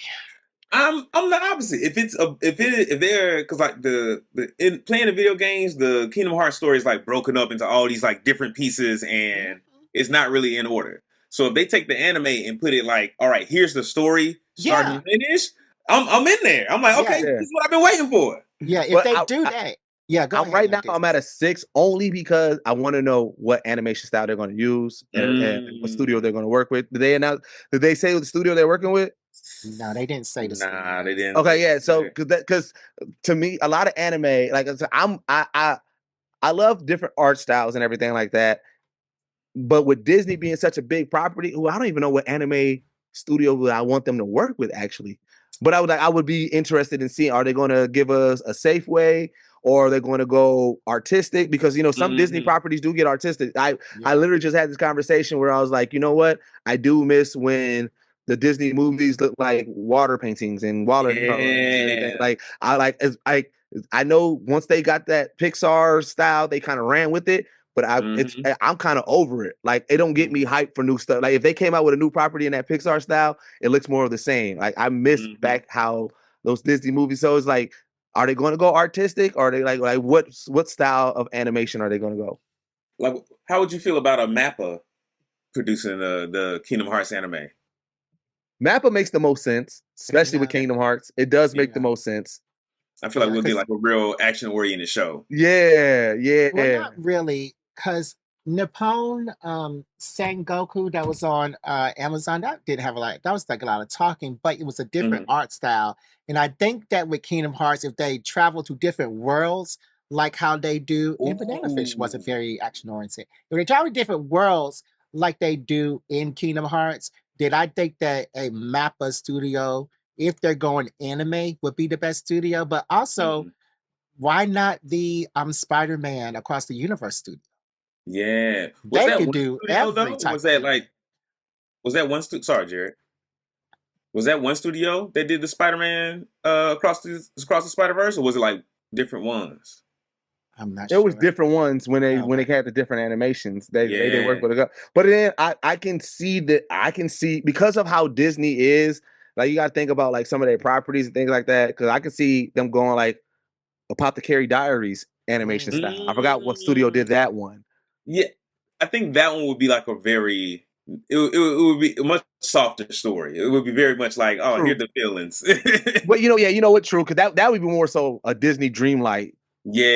Story, like that would be more fed into that. It's just like when I think of Disney and I think of like animation and stuff, like to me that's what it looks like. And so that's why that's the first thing I thought of. But like I said, I'm forgetting that if they're focusing on Kingdom Hearts, you're right, it has to be something more action based. I would say I like Jared's idea of like a different studio for every episode. Yeah, for different worlds. I like that too. Or something like that. I think that would be dope. Something like Star Wars Visions, something like that. But who knows? Who knows? Now here's I don't see them putting that much money into it. Me neither. To do a bunch of different studios. Me neither. I see them doing one. All right, but it's Disney. This is a huge. That's why I said it depends. It depends. This is a huge property. They got the money. As if they want to spend it. All right, now the big question with the reveal. We finally got her. Maya Boyd is Storm. Yeah. I'm here for it. Yeah. I'm here for it. So here's the thing about Storm. The one thing that I always love about like the comic iteration and what they've been kind of doing in X-Men 97 and everything like that, right? Storm is not only a mega level mutant, but she is a high queen. She is a high of royalty, right? And so you need kind of like that presence, you know what I'm saying? And the actress that's playing Storm, she is theatrically trained. Yeah, and she's Shakespearean. You know, anybody that's theatrically trained, you know that they can tap into that type of speech, that type of pattern. Like you can tap like easily. And I do believe that she is going to kill the role. Also, like I said, when you think people forget, and this is where I just had this revelation on today's podcast with my team. People forget when they did the original X-Men, the movies that people debate and love. Ian McKellen, Halle Berry, Rebecca Romijn, and Patrick Stewart. Those were the big names. Yeah. Which sounds crazy because Anna Paquin was in there, Hugh Jackman was in there, like all these actors and actresses, all these people that are mega stars now. When they came, like when Hugh Jackman was on X-Men, that was his third movie. He only had 2 movies before then. You know what I'm saying? So it was like, so people forget. Like I know we got so used to the big name casting, we forget that there's still a you know what I'm saying? Like you want these characters, and for what the MCU set us up with. We want to live with these characters for a while, right? Yeah. Like I get it, people, but everybody that people try to cast are also already in their 50s and 40s. So it's like, I mean, we can get them, But then, like you said, we're gonna get them for 6 years, and now we're trying to find a new replacement. Where this cast can potentially, it's depending on how they do these movies, we could potentially have them for the next 10, 15 years. Yeah, and I would love that. I'm not super familiar with Maya Boyd, but when I saw her, I was like, ooh, I would love for them to do like the young street the street storm when she was like robbing people. Yeah. Or even like the younger Storm when she like first joined the X Men and she's like walking around naked and like just doing whatever the fuck she want. Like that's that judgment. The high Queen Storm, I feel like I see that one a lot now, and I feel like that's the direction everybody wants it to go because of like Black Panther and all this stuff. And it's like, no, give us a different dimension. Well, I feel like we'll get there with her. Like I say, and this is where I plead to everybody. And I've been saying on every podcast that I tell everybody, when I know people look at these comic book movies and they want it to be 1v1, right? Mm-hmm. Yeah. But I look at the MCU like a comic book run, right? Because I feel like I was like, when you think about, there's certain storylines that has to happen, but you may tell us a Batman story, then I might tell a Batman story, then bro may tell a Batman story, and they're all different runs. Like we take certain liberties. So I was like, the best way to enjoy the MCU is look at this as Kevin Feige's MCU run, right? Yep. So with them introducing a young Jean Grey who has not met Professor Charles Xavier yet, at least that we think of, right? The way I look at it is this way: is that in this run, we are getting the start before the actual X-Men is formed. So yes, we need to get these characters younger who they are not, she might not be royalty Storm yet. I feel like we can get there, but we want to learn about her backstory, her run. This is the proper way to do it. And to your point, bro, I know you said you didn't know a lot about her. She hasn't had a lot of acting credit. Like if you can go down her theatrical run, she's been killing it on Broadway. But as far as like movies, she hasn't got it. So I'm. It's going to be a surprise to a lot of people. I am definitely interested in trying to see that. Yeah, I'm excited. She has as a theater person, I'm excited because she brings that gravitas and that Shakespearean quality that I love in X-Men 97. She has that unknown quality and that youth. She is incredibly beautiful. If you look at her Instagram, I was like, who in the world? These casting agents got it correct. But yeah, I am very much excited for her. Even her picture, she did that backstory. I was like, okay, you're not looking like the rest. And then again, they said that she's going to be introduced first in Black Panther 3. So we're going to see her before the X-Men movie. Nice. So that's great. And didn't Ryan Coogler pick her? Did he cast her? So far, that's the rumor, but it hasn't been confirmed yet. Like how they confirmed what's the name as the new T'Challa. But I do believe I do believe that we'll get that because we'll get that confirmation within like the next week or so if Ryan Coogler did handpick her or not, because they did give him a lot of reign over like trust, which is not something that we haven't seen a lot of other directors get in the MCU. Every movie Ryan Coogler has done, everything he's touched has turned to gold, platinum, diamond. Absolutely. Like you can't absolutely let the man do what he wants to do. Give him a blank check. Give him a blank check. We also got Adam Driver as Mr. Sinister. I think he's going to kill it at that. He's going to kill it, and I'm excited about that storyline. Yeah. We also got Chris Driver as Professor Xavier. Now, I wasn't. You put Professor Xavier in the movie, I'm going to side-eye you. The only reason I am liking this casting is because Chris Driver has a lot of horror films. And if you know Professor Xavier, he is not a good man. So I'm very excited. He is not. For that. Yes. He is flawed, like the rest of us. He's horrible, actually. It's more than flawed. Jesus had flaws. He's purely Satan. We also got Indy Navarrete from the recent Obsession movie, which is a crazy jump up. I mean, like I said, you come from an indie that was a box office, and you are already in the MCU. Crazy. Yeah, she did great for that. I think she's going to do good for that. They said that they're going to do the next Captain Marvel movie will feature a rogue, and we know how that one is going to end. But yeah, I'm excited. I can't wait. I know that she's not going to do a one-to-one with that accent that I've grown to love with X-Men 97, but I wonder what her accent it's going to be. So here's where I hope they learn from their mistake, right? So I've been a big champion of Anna Paquin, saying that the writers and that whoever was running that X-Men franchise, they did her bogus, because I feel like as an actress, because one, also I love True Blood. I feel like as an actress, she could have tapped into that type of rogue. But I feel like the writers and whoever put that together, they didn't give her that opportunity to do so. So I do hope that what we get is somebody working with her, because like she's still an actress. So she should, like I said, you hook her up with a dialect coach. You hook her up, you know what I'm saying, get her familiar with the character. She does her research and everything. I'm hoping that they learn from the mistake. Even if we get like I said, it doesn't have to be the best version, but even if we get just a better version or attempt, like, you know what I'm saying, let us get to what we know Rogue is. I'm hoping for the best with that one. Yeah. I think it's going to be good either way. And they got 2 years, and I think these people who are poo-pooing this haven't even seen the movie yet. So what your problem is? What your problem is? Let's talk about the Ahsoka trailer. Are you a big Star Wars fan? Absolutely. Okay, what did you think about this new Ahsoka trailer? Did you like the first season of Ahsoka? I love the first season of Ahsoka. So it's what's funny is I've been one of the people that was like, can we get away from the Skywalker saga? Thank you know what I'm saying? Right? I've been said that. However, for whatever reason, it might be because of the Ahsoka character, just in general. I'm not upset when Anakin pops up in Ahsoka character. I know it's still Skywalker-esque, but Ahsoka is so dope and everything like that I was still excited, even seeing Anakin in this one, in that trailer and everything like that. It's the one Skywalker saga story because I feel that I'm still okay with that. I don't roll my eyes at when it happens. So I was excited for this trailer.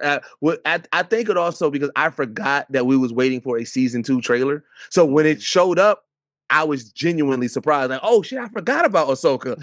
And I love it. I love it. I love Rosario Dawson. I can't wait. I cannot wait. Yeah. The Ahsoka trailer was really great. Back to what I like in Star Wars, which is lightsabers and the Force. I wasn't that big of a fan of what's it called again, child? Andor. Andor was good. I like Andor. I like Andor. So much like the mystery first season was subterfuge good. Well, I know why most people don't like Andor. So here's the thing. So I love Game of Thrones as well and everything like that, right? And Duncan Egg, it was more like the common person, right? You know what I'm saying? Then you start dealing with some of like the political aspects of like what's going on in the realm and everything. And I feel like a lot of people, if you don't like those shows that kind of like get into the nitty gritty of certain things, like the politics and stuff like that, then you won't like Andor, because they started diving deep into the politics of the Star Wars universe, and that's where for me I did enjoy that. But I understand when people that don't like Andor. And like the pieces that I liked about Andor is like they started with like the Rebel Alliance like at the ground level. Like these ain't folks shooting the lightsaber, shooting the blasters, and like in the field they're like, yo, we going into these offices and trying to like pick up this one little file. And I think it's just like a very different look at the Star Wars universe. Yeah, and my eyes always glazed over at the Senate meeting, so that's when I went to go get my popcorn. So see, you gotta listen at the Senate meeting because they put in like these damn bills and these laws, and you just like, yo, like that's gonna lead to exactly the shit. Right. Where's the lightning? And I also didn't like A Night in the Seven Kingdoms. I thought that was horrible as well. I love it. A Night in the Seven Kingdoms was so good. That's why I loved it. Like Duncan Egg, bro. Shout out to Duncan Egg. It's so much lighter than like all the other Game of Thrones stuff we get. It's like, why isn't he dead? So much more fun. He dead? This bald head boy dead, looking like what is it? The golden child without. But he was bald head by choice. He didn't want people to know. He didn't want people to know his status. They would have saw his hair. They would have knew. Like, right. Whatever. Maybe they should have known. It'd have been a story. All right. We also have the Vision Quest trailer. Are you excited for Vision Quest October the 14th? So I felt like for the longest, I was the only person that was waiting for more information on Vision Quest. And so I was so excited because, you know what I'm saying, even the premise alone, before I even knew what it was, but like the main premise of like all these AIs, we're going to actually kind of see them come to life. You know what I'm saying? All these people that we've heard Friday, you know what I'm saying, Ultron, Vision, and everything like that. But also like the Wanda trilogy, I've also been like, I love the WandaVision. I love Agatha all along. I'm not as hard on Multiverse of Madness as most people are. Like I love Multiverse of Madness, but most people try to go against it. I'm like, listen, I get why y'all upset because it kind of did the same beast of what she learned in WandaVision, but it was still like we saw Wanda go crazy on the Illuminati. Come on, Exactly. you know what I'm saying? Exactly. Right, but but so for Vision Quest, like I said, since White Vision shot off in the air, I've been like, bro, what has he been up to? What is going on with White Vision? And so I've been so excited for it, and the trailer gave me everything that I needed. Yeah, I'm excited for it. Like I said, I want to see, and also like I said, kind of see what this ties into. Like this is supposed to be the end of the trilogy, knowing what the actual original Vision Quest comic book storyline was. You know, like about Vision putting his life back together, trying to piece it together and come back to who he was. But also knowing that you know, his son is there, knowing Wanda, quote unquote, depending on who you talk to, they believe she's dead. Some people believe that she's not, but I believe she's not dead. That poof was not that poof meant something. You know, at the end of where is the body?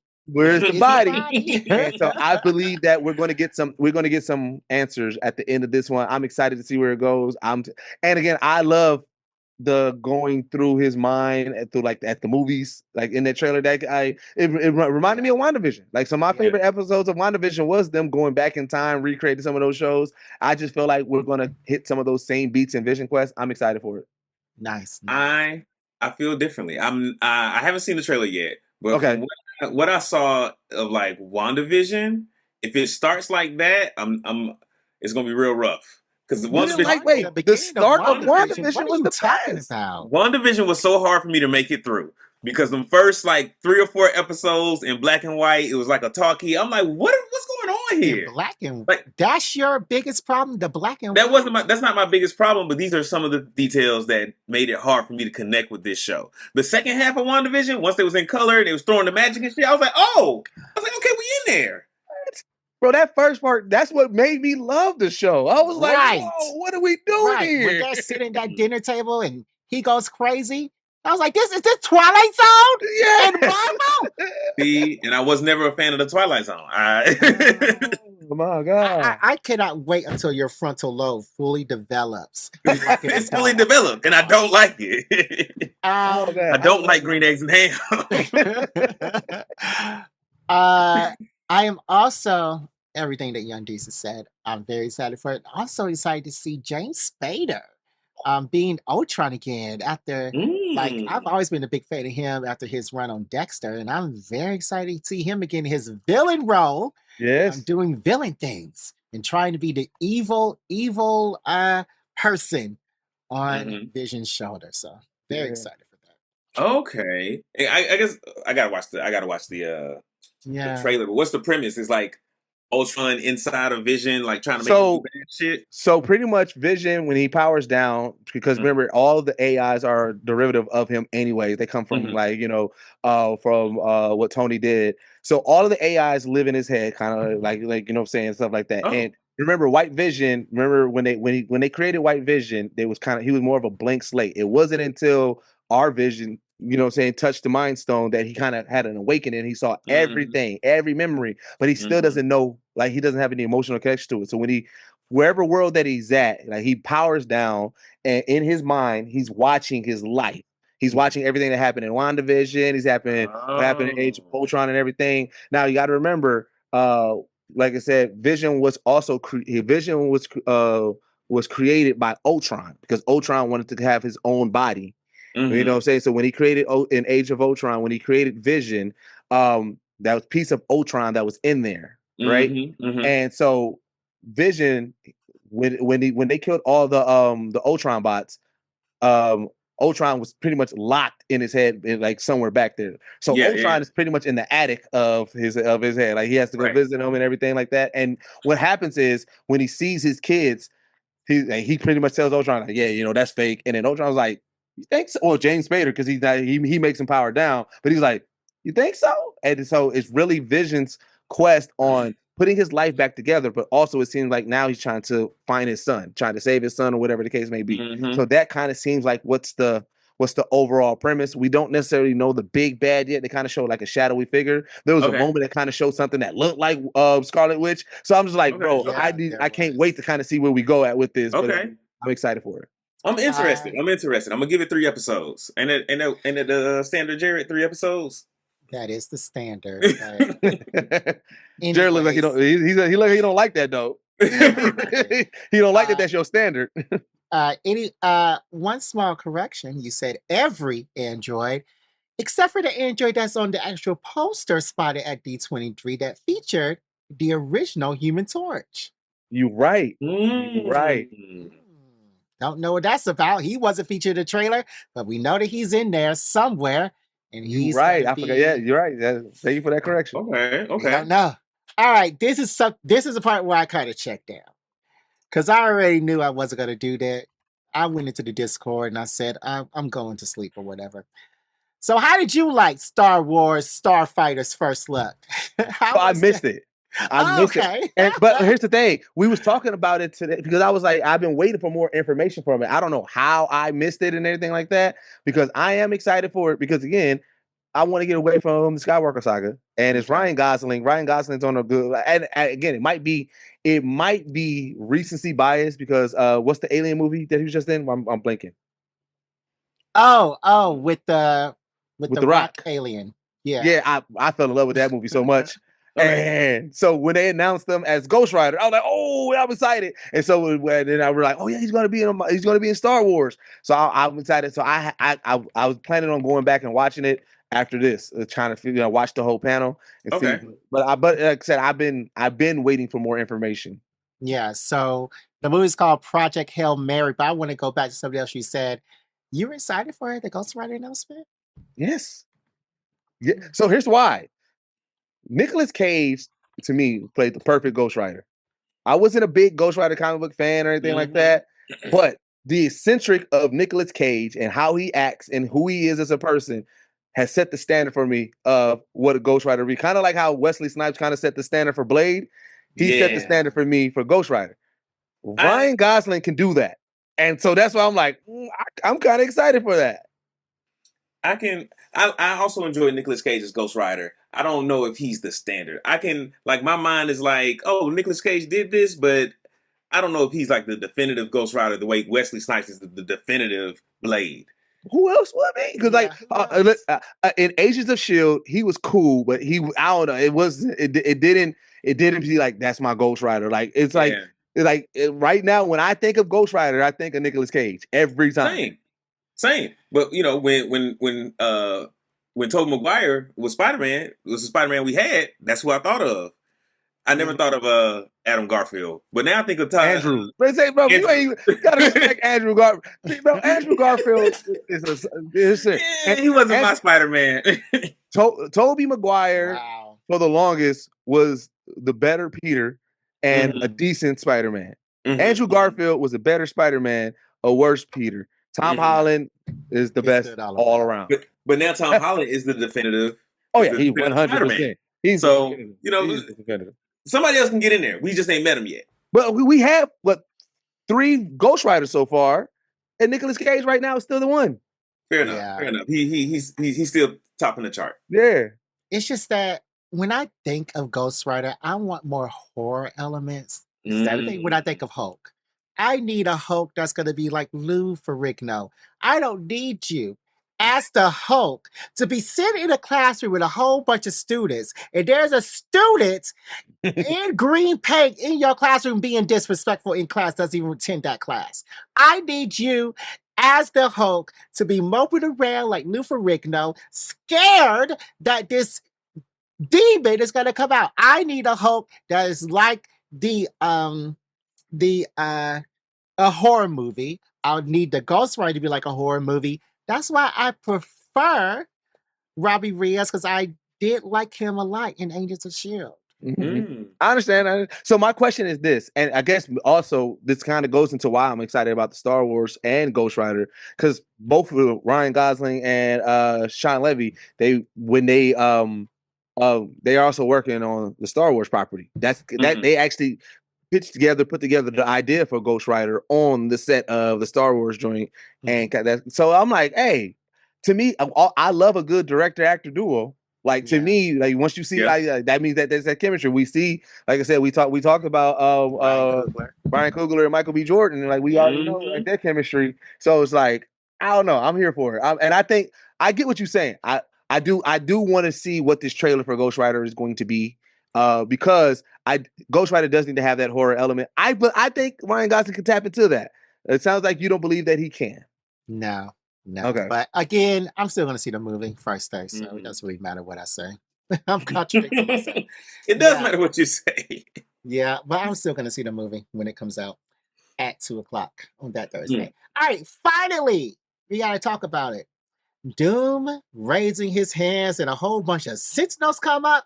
Hey. What did you think about this Doomsday trailer? This should have been the first trailer. We shouldn't have got those mini trailers. We shouldn't have got that trailer that we got a month and some change ago. Yeah. This should have been the first trailer. This gave us Doom. This gave us knowing that he's a broken man. We got the connection between him and the Fantastic Four. I'm telling you, Pedro Pascal's when Pedro Pascal was like, "Did you do this? Did you?" I was like, "Bro, I felt like that." And bro. And again, my thing always with the villains, I was like, all right, we saw Thanos pack out the Hulk. We already knew how beastly he was. You need to show us how beastly Doom is, because there's a lot of people who still don't understand that Doom is one of the most powerful beings, especially, you know what I'm saying, if he got the, like, I know we're not going to get the Infinity Gauntlet Doom, but in the comics, when he got that, like, you thought Thanos was a problem. He was a problem. Yeah. And so seeing how he did Stormbreaker, and then like, bro, like that raising of the Sentinels, like, yeah, and then that speech, like, bro, hell answer to me. Like, yeah, I'm excited. I like the Doom trailer. And I think like with the Sentinels coming out, it kind of threw me because he pulled them out on Thor, and maybe this is just like the trailer mixing and mashing.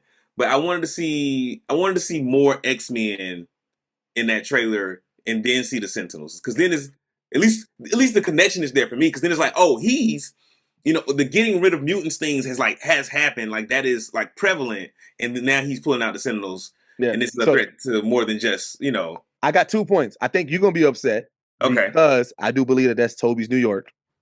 I believe bro. I believe that they getting Toby out of here in this movie, bro. I believe so.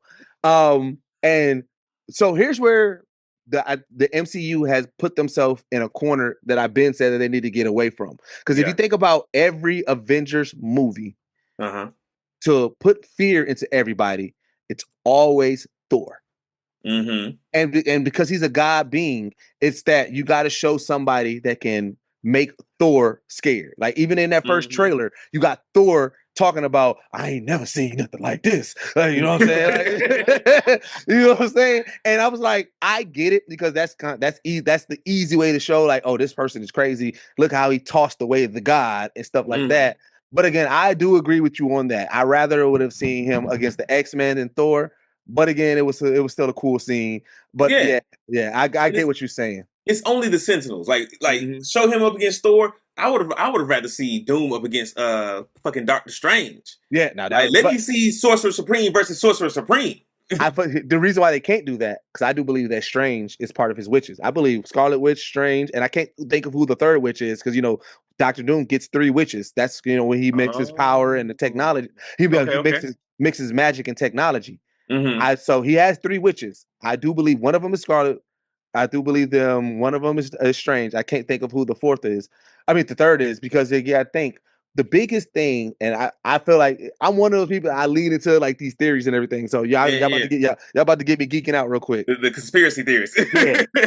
Here's where I believe that this storyline is going to go, and I believe that the breadcrumbs, and that's why I think that they were saying like Avengers, they're about to re-release Endgame with 7 minutes of things that tie into Doomsday, right? Okay. Mm-hmm. So this is what I believe the storyline is going to go, and even based off of Doom's speech, Doom his baby got killed. You know what I'm saying? Mm-hmm. So when he's saying that y'all are living lives that shouldn't be, like borrowed lives, and you got to think of those mini trailers when they showed us Steve. He shouldn't have went back and had that baby with Peggy. They showed us Thor. Mm-hmm. He resurrected Love. You know what I'm saying? Love shouldn't have been there. And then they didn't show us Scarlet. But remember, her babies are manifestos. Not real. They're not real babies, right? So when you think about what Doom, like I said, he mixes magic and he mixes technology. But one of the things that Doom always wants to do is alter the world, the universe into his vision and everything like that. His image, yeah. So when you think about the people that have already messed with the multiverse, and that's why I believe that this X-Men universe is in here, because Days of Future Past and everything, they was messing with the multiverse. We got Wanda, she was messing with the multiverse. You know what I'm saying? We got Doctor Strange, what he did with the multiverse. Messing with the multiverse. I believe that in order for for Doom to complete what he has to do, he had to get these multiversal beings. And the people who was already messing with it, and I do believe that those are part of the witch. One of my theories is that Loki might be one of the witches, but I do believe that somehow he's going to astral project himself or whatever the case may be. But I do believe, like I said, Doom, what powers them, because like I said, we're going to lose. This first movie, we're losing. I felt like I ain't never seen us so excited to lose in our life. Because we are excited about this movie, but we are going to lose. And I do believe it is that. It's like we're going to lose, but we're going to see how Doom got so powerful. And it is going to be him packing out some of these people and turning them into, his witches or whatever the case may be. But again, that's why I was like, I get it why y'all gave us Thor, but it would have been cooler if it was some X-Men seeing those Sentinels, because that's the more emotional. Thor, he just see like, oh, these some big ass robots, whatever the case may be. They you know what I'm saying? He may see the destruction like, damn, these robots destroyed it, but the emotional connection. Like I said, imagine the X-Men. You just did all that fight and knocked them out, and then you fighting against Doom. And like I said, you just gotta think it's the on your left moment again. The reason why that Captain America scene felt so good because we was like, bro, we done seen him try everything. He done got more in there. He fighting with his life, and he's like, fuck it, I'm still going. And then you hear that on your left, you're like, oh my god. And so it's like, imagine if you don't get that, oh my god, though. Imagine if Captain America had to just fight up against it. That's would have been that emotional beat. X-Men went through all that. And then you thinking like, all right, well, maybe we're going to get an on your left moment again. Nope. Doom is raising the Sentinels again. And you're like, you know what it is? For the gamers out there, you ever play that boss battle? Matter of fact, are y'all Elden Ring players? No. Elden Ring? I played Elden Ring, yeah. Bro, in Elden Ring, there's this boss. Her name is Melania. Right? One of the hardest bosses that you ever played in that game. And you beat her. And you think it is good. And then all of a sudden the music play back again and that power level go back up and you're like, oh my God. That's what Doom did. Doom was like, oh, y'all thought it was okay. Yeah. Go ahead. Is there an X-Men movie coming before Doomsday or no? No. Okay. That's in 2008.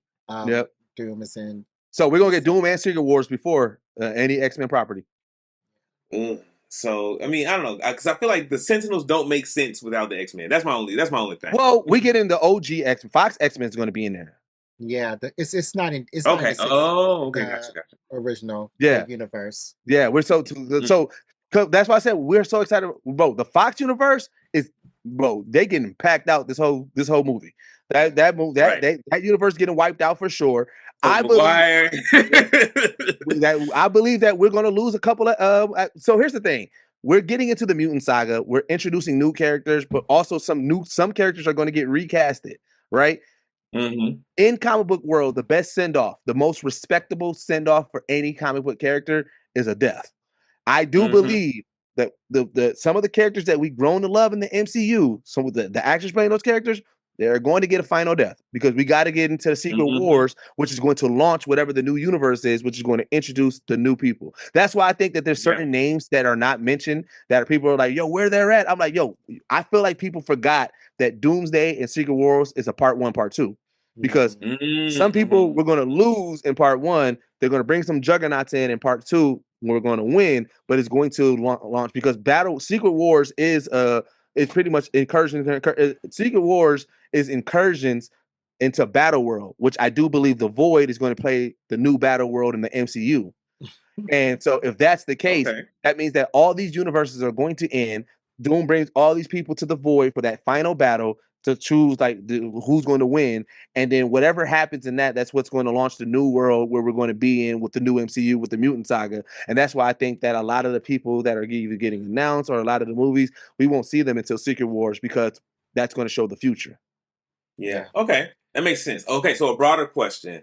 With them launching this Secret Worlds, and you mentioned this earlier, you say you see the MCU as sort of like a comic book run. Yeah. Do you see us having like the same like plethora of characters in the MCU that we have like in the comics? Like, are we gonna have like a Molecule Man running around somewhere? Are we gonna have like a Red Hulk and a Great Hulk, Abomination? Are we gonna have like these characters that are not like big pivotal movie changing characters, but folks who like show up here and there and are just like fun Easter eggs? Yeah, so I absolutely do. I think that is very, very, very noticing that they didn't announce a Logan into this in that new X-Men cast, right? Because I do believe, my biggest question, I was like, they always have like an anchor being who's like the heart of whatever. Like Tony Stark became that of the MCU.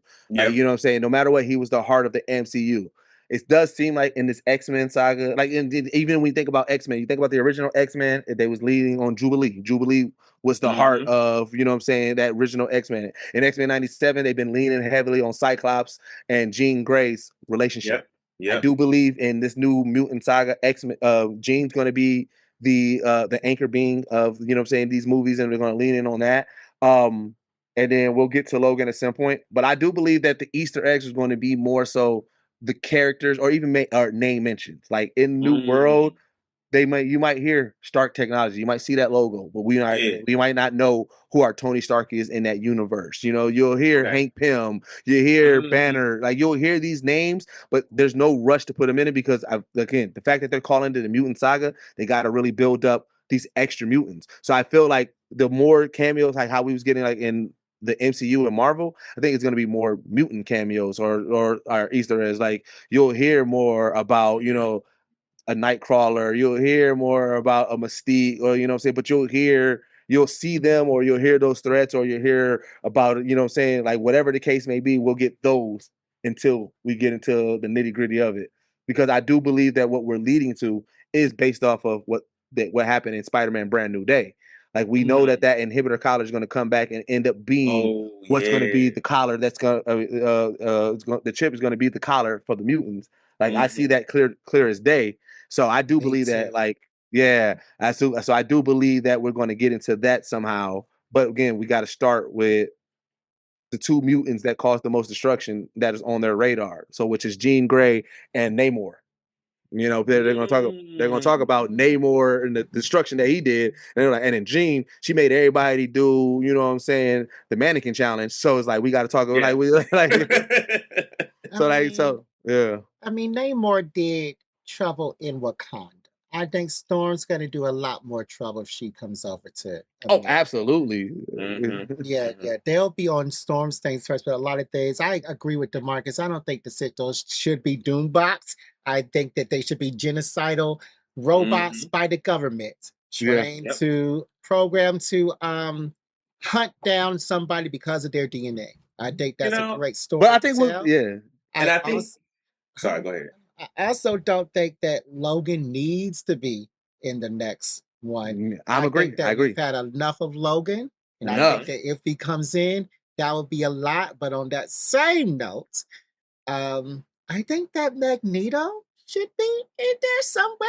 Even though I don't know how they will do his Holocaust. I was just about to ask you that because I was like, that's the.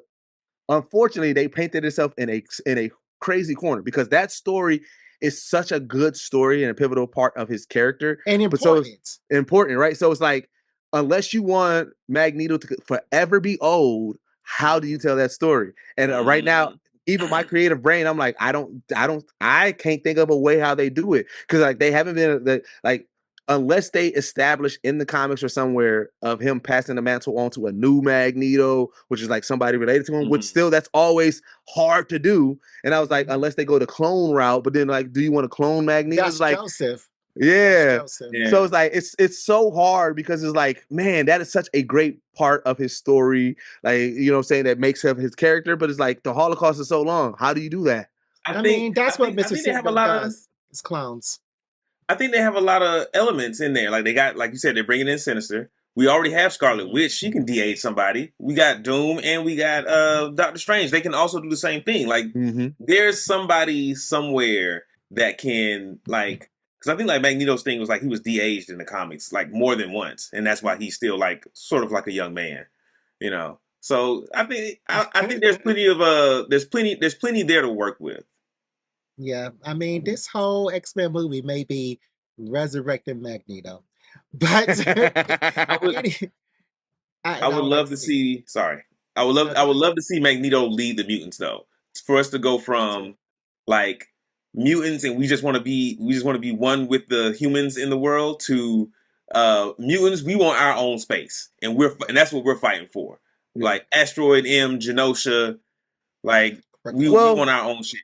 Do y'all think that we don't get Magneto, but we do get we actually get Magnus? Or because here's the thing, like you can't tell Professor Xavier's story without the relationship and connection that he has with Magnus. You know what I'm saying? True. So it's like where is he? And I feel like, even if we get into the young story of him, like they're gonna have to, like I said, even if they're gonna have to mention him. They're gonna have to mention him. That he's gonna have to be in there some way or somehow. I just don't know how they tell it. Like I said, I don't know, because again, like I said, he started his run and his reign so early because of what happened at the Holocaust. Like he was a kid going crazy. So it's like there's no way that you get away from that. But again, it's like where are we at? Because like I don't know.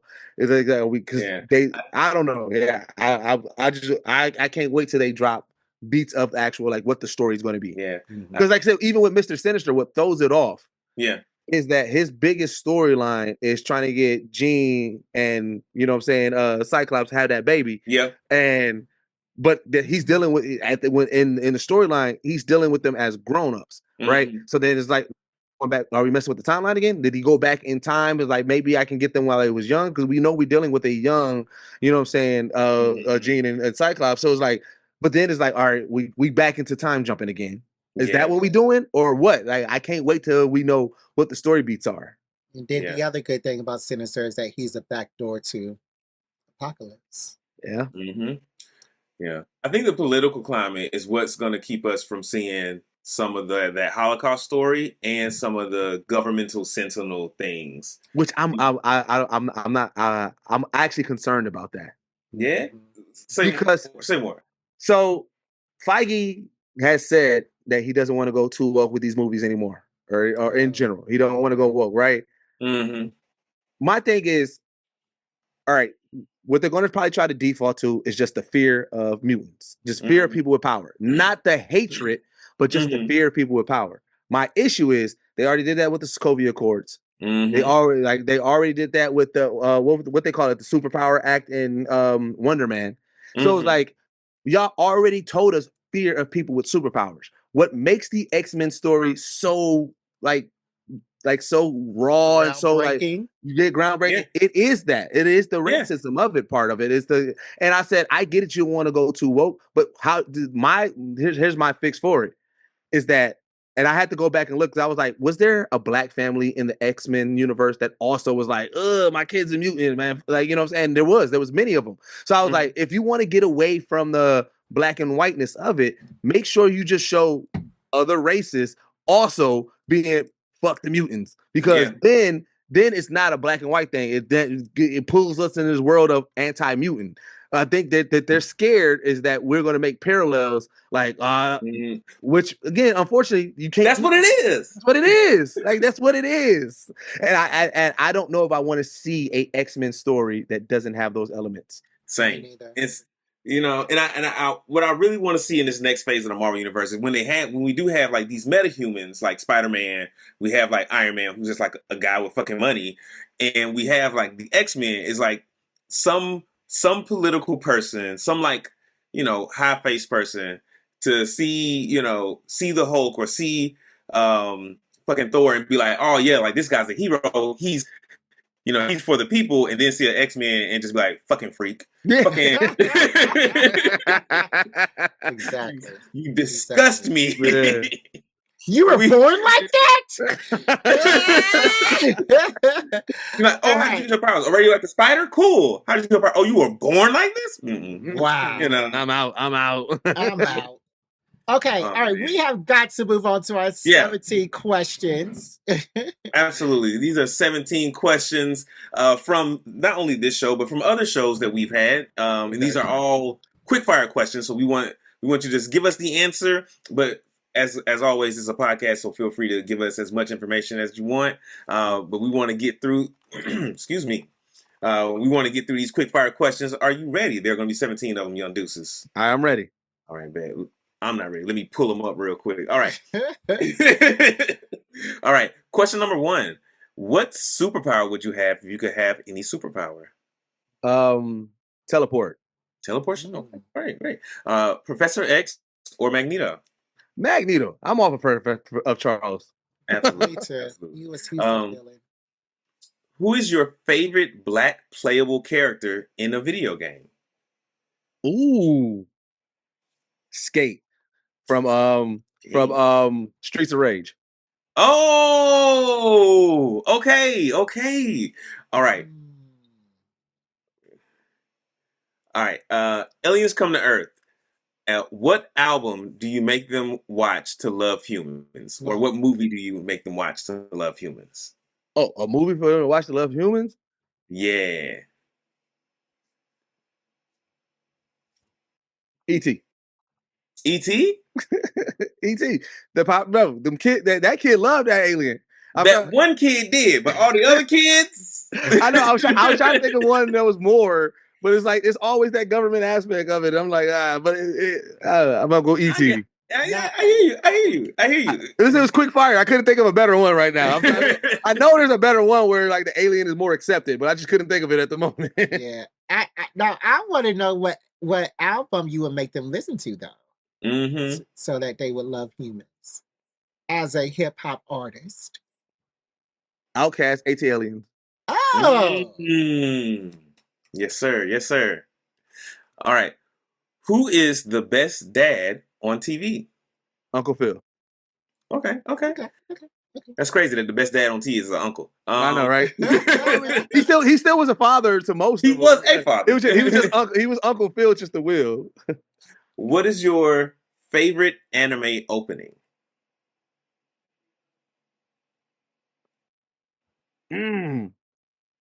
Bluebird. I love Bluebird. I love Bluebird. I was waiting on you to say something, and I was like, I'm not gonna recognize it until you sing it, and I was gonna make you sing it, but I know Bluebird. But the only reason why I said is that because this season of Dr. Stone was such a bop, bro. That went crazy. I did not watch this season. Now I gotta go check out the opening. All right.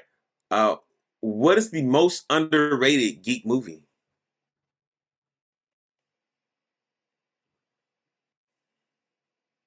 Surf Ninjas. Surf Ninjas. I love Surf Ninjas. This is a movie back in the day. I'm talking about pretty much. It's like I said. Remember when everybody wanted to be ninjas and everything like that? Mm-hmm. So remember the kid in Ninja Turtles 2, the pizza boy. Mm-hmm. It was his solo movie, and he was surfers. Okay. It was like around like the Three Ninjas era. However, one of the characters had a Game Gear, and he was able to control the fightings and everything like that. And that I used to love. Yeah, Surf Ninjas. I'm gonna check it out. It's an old school movie. It's a hard watch, but Surf Ninjas, I love it. Okay. Where we at here? About halfway through. Number 9. What's your most divisive hot take? Divisive geek hot take. Divisive geek hot take. I'm trying to think what do I argue with people the most about?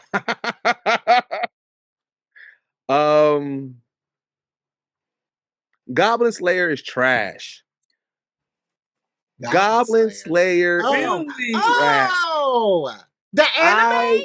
The anime, I hate Goblin Slayer so much because you know what? I didn't even root for one person in Goblin Slayer. I just wanted the goblins to be killed, and I was like, "This is trash. I don't like this. I need somebody to root." I hate Goblin Slayer. I would Goblin Slayer. You know what's funny? I'm a completionist. I watch a lot of things to the end. Goblin Slayer was the first and only thing that I've ever gave up on. I hate it.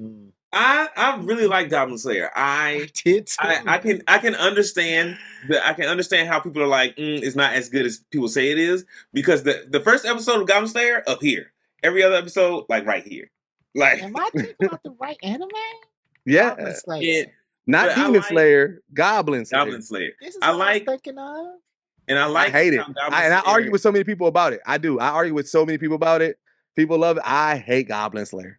Goblin Slayer is such a smart show about killing goblins. Like, like watching it, you be like, He's like, yeah, these goblins ain't that dumb. He thinking. All right. Let's keep going. If you could interview one fictional character, who are you sitting down with? Vegeta. Ooh, Vegeta, because here's the thing. Like I said, I get Vegeta's pride, and I get it, but I feel like there's so many more layers, and I feel like I'll be able to break them down. I'll be able to like get a deeper. Like I feel like he would leave my interview, and people would be like, you know what? I see a whole different side of Vegeta. Okay, and I like that. All right, finish this sentence. Being a black geek means blank. Damn. I don't know if I can quick fire that. All right. Being a black geek means being fearless. Because there's still such a loud voice against us in different areas. Like we just existing. We just come cosplaying, and somebody got something to say. We are bringing our aesthetics to certain things, and people, there's somebody frowning their nose up at it. There's somebody saying that that's not accurate. So you got to be fearless, because if you're not, like I said, that can get in your head. That can, you know what I'm saying, that can stray you away from it.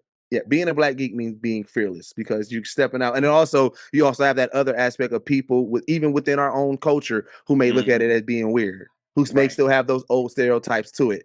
Maybe like, oh, you know what I'm saying, who may not understand it, who may try to ostracize you from it. So you do kind of have to be fearless in your black geekness. Oh, absolutely. And I feel like as a geek for all time, you've had to be fearless. All right. What is the best anime movie to watch, or the best, I'm sorry, not anime movie. What is the best anime to watch for a first-time viewer?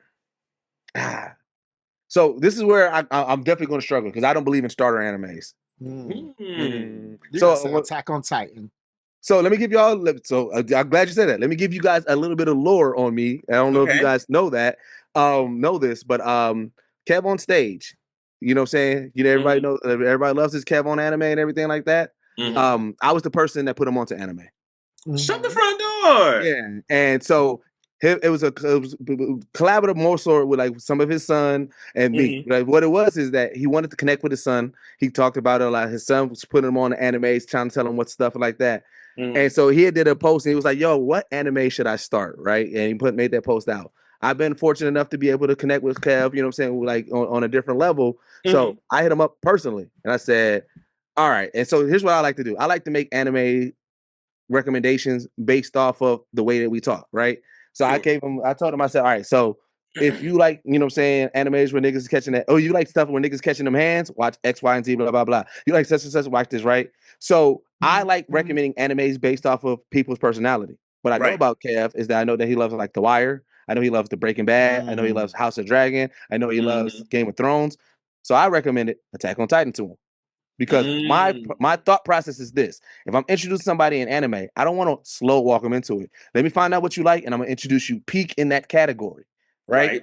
And he loved Attack on Titan so much that he found a rabbit hole to where he's at right now. And so it was funny because when he was doing his rewatch, there was so many comments of people like, man, who the hell recommended Kev to watch Attack on Titan? Attack on Titan. And I was like, nigga, it was me. And I did it on purpose because it was me. And I'll do it again. So I don't believe in starter animes. So it's kind of hard for me to recommend, like, what would I start with? So I'm going to just base it off of me. Let's say if I knew me where I'm at right now in life, and I had to recommend me a starter anime based off of the things that I like. Okay, you know what? This actually could be a starter anime. I'm gonna recommend Way of the House Husband. Huh. I love Way of the House Husband. I think Okay. that it hits a lot of the anime beats. There's not a lot of weird in it, because they know sometimes you recommend an anime and they get that moment where in my household we say anime gonna anime is when they do the fan service. They don't have a lot of fan service to throw people off to be like, yo, what am I watching? Right. It got some comedy in it. It got some anime. Only thing it doesn't have is the fighting elements, but it does have that, you know what I'm saying, that ridiculous craziness of it. Like I said, I love the fact of, you know what I'm saying, a ex-assassin taking on his husbandly duties, but doing it in an assassin level way. So I'm gonna go assassin. I'm gonna do a Way of the House Husband as a good starter anime. Okay. No. And we came to that conclusion too when we had that episode that you got to know the person. So yeah, you do. If you could play one video game for the rest of your life, what would it be? For the rest of my life.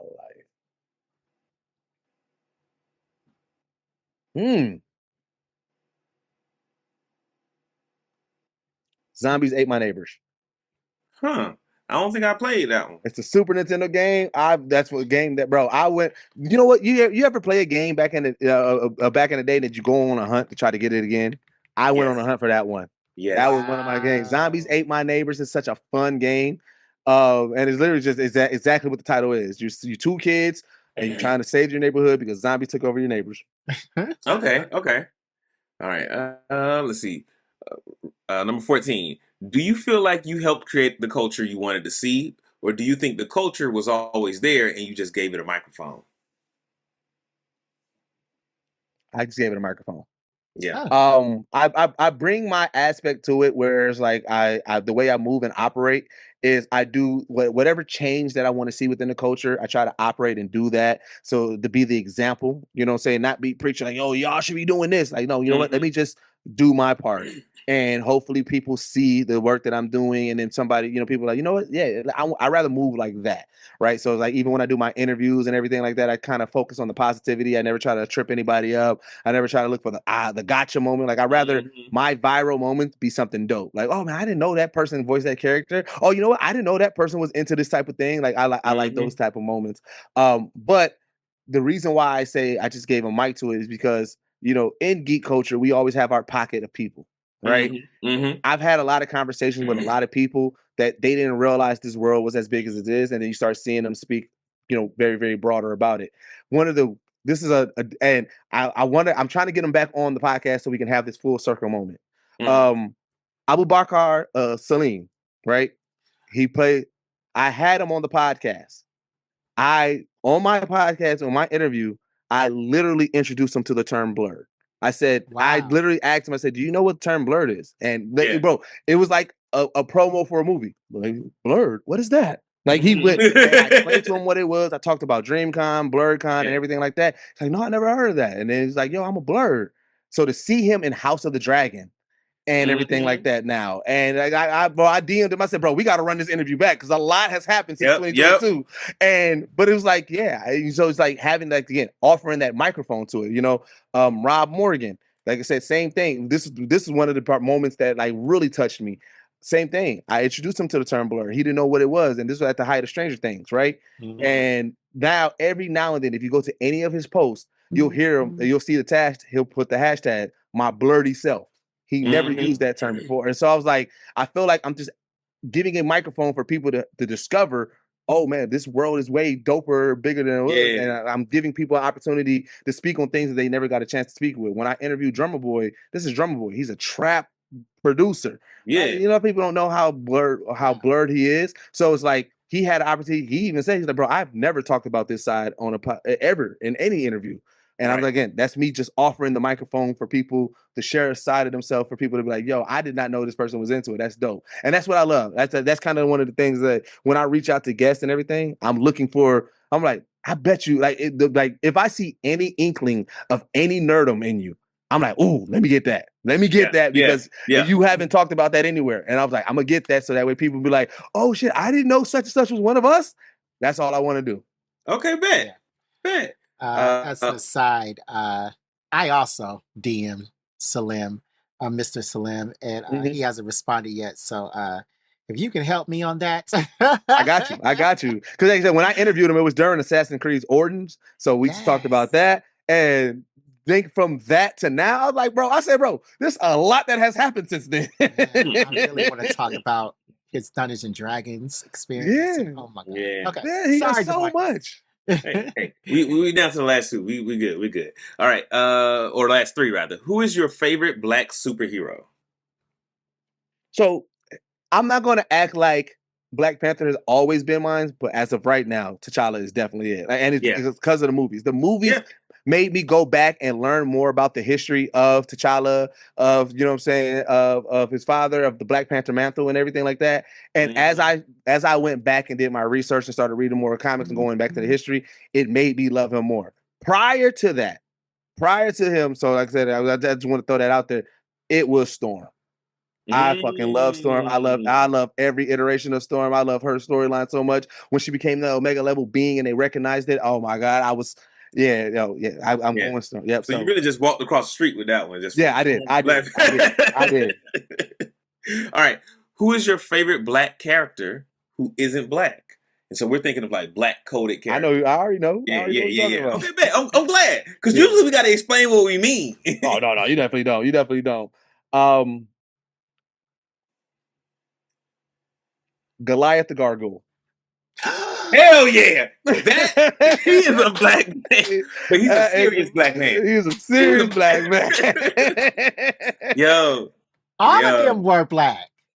Low key. Brooklyn, Hudson. Yeah, that's a good one. Yeah. Hudson was definitely like an old black man. Just like, hey, give me a beer and let me watch TV. Wow. Thank you. Oh Thank man. you. Lexington was your young black cousin. I always got Yeah, he was a cousin with the gang gear. Yeah. Oh man, I love that. I love that answer. We've never heard that one before. That's a great answer. Everybody go Piccolo. We know. We know Piccolo's black. We know Piccolo's black. We know Piccolo's black, man. So yeah, you know what? One of my podcast hosts helped me realize. He said Mr. Krabs is definitely black. Mr. Krabs. Mr. Krabs is black because they say he put parallels to Everybody Hates Chris' dad, like that. They the same. They the same person right there. Yeah, but with Mr. Krabs, I can see him being like a black Republican, and I don't like that. I'm not mad at it. You definitely understand. That's definitely he gives that off. Yeah. All right. Last one. Who is your favorite rapper turned actor?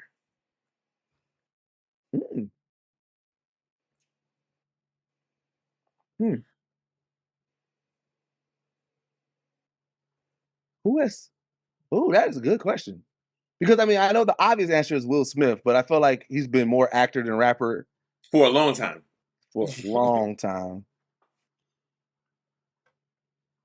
Common every now and then impresses me. I just saw Common in something. I don't know what. Oh, sorry. Like I said, it's up and down. Like I said, he hasn't had like a breakout where it's like, whoa, he was cooking, but it was moments that he's like, hey, yo, Common killed that role. Mm-hmm. All right, I'm gonna go range here because I've seen this person do multiple different type of roles, whether you like it or not. I'm going Method Man. Okay. I'm going Method Man. I respect that answer. A decent rap career in a decently growing acting career. Mm-hmm. I ain't mad at that. Yeah. Because usually we get like, oh, your rap career is like here, your acting career is here, or like vice versa. Yeah. You know? Mm-hmm. Cool. That's all 17 questions. I would like to ask you another question. Okay. As a dad, as a father, what do you let your children watch on TV? Well, right, like we are an anime household, so that's the most thing that we're watching. My middle daughter, she loves jujitsu. I mean, she loves JoJo's Bizarre Adventure, so she's constantly watching that. But she loves like Gachikuta, you know what I'm saying, Toilet Bound. So it's like I said, that's where we're at. My oldest son, he's been venturing out doing a lot more, like everywhere. Like I think he's catching up on One Piece. I know he just finished Attack on Titan. He loves Jujutsu Kaisen, like you know what I'm saying. That's his thing. He also loves JoJo's Bizarre Adventure. He's actually the one that kind of put the whole family onto JoJo's. Okay. In regards to that. My youngest daughter, she likes all like the fun stuff. You know what I'm saying, stuff like that. So, so yeah, like I said, I allow them, like I said, cause with context and just also, these my kids are kind of they have a responsible mindset. They're not watching anything crazy or anything like that. Yeah. But for the most part, we watch a lot of anime. And then my son, he loves Spider-Man, so Marvel he watches. He dips his toe into Star Wars every now and then. It's always funny though, because sometimes they all like both of my kids, my middle and my oldest, they found Fresh Prince of Bel-Air on their own, so they love the Fresh Prince of Bel-Air. Like I think. the old one? Bro, the old one is Okay. right. So it's like I said, they tapping into, you know what I'm saying, our black side, definitely into our black culture, because they both found it. Because it was funny how I found out, because one day I was messing with my youngest daughter and I was doing the opening to Fresh Prince, but like doing it like a talk, and I was like, so I was from West Philadelphia, born and raised. And then my middle daughter chimes in. You're like, on the playgrounds where you spend most of his days. I'm like, you like, what the hell? Like, how do you know that? But it's funny because one of our default TV shows that we stay on our TV is Martin, right? And every now and then we'll have Martin on. And then, like I said, so my girl, she literally just told me the other day, you know how Martin used to change the intros and everything like that? It was on the intro that wasn't the 3D animation one. And my youngest daughter was like, what happened to the 3D shit? And we were like, wait, why are you paying attention to this and everything? So it's like, yeah, but for the most part, it's anime in the household. Nice. All right, young deuces, we can sit here and talk about a whole bunch of stuff for 2 more hours. But listen, I'm coming back. I'm coming back. You have to come back. I'm coming back. You have to come back. You have to come back. You are, your stuff has really influenced me and has really made this podcast possible. So we want to thank you for pulling up to Black Geek Energy. It was watching somebody who has successfully built their own space in this culture and to keep it going and to continuously grow. That intro was all you. And you said you didn't know, no, that intro was all you. Continuously have it and seriously grow it. That's exactly what this show is about. We love what you're doing. And we need more people like you. We hope that we on this podcast that we are living up to your legacy. I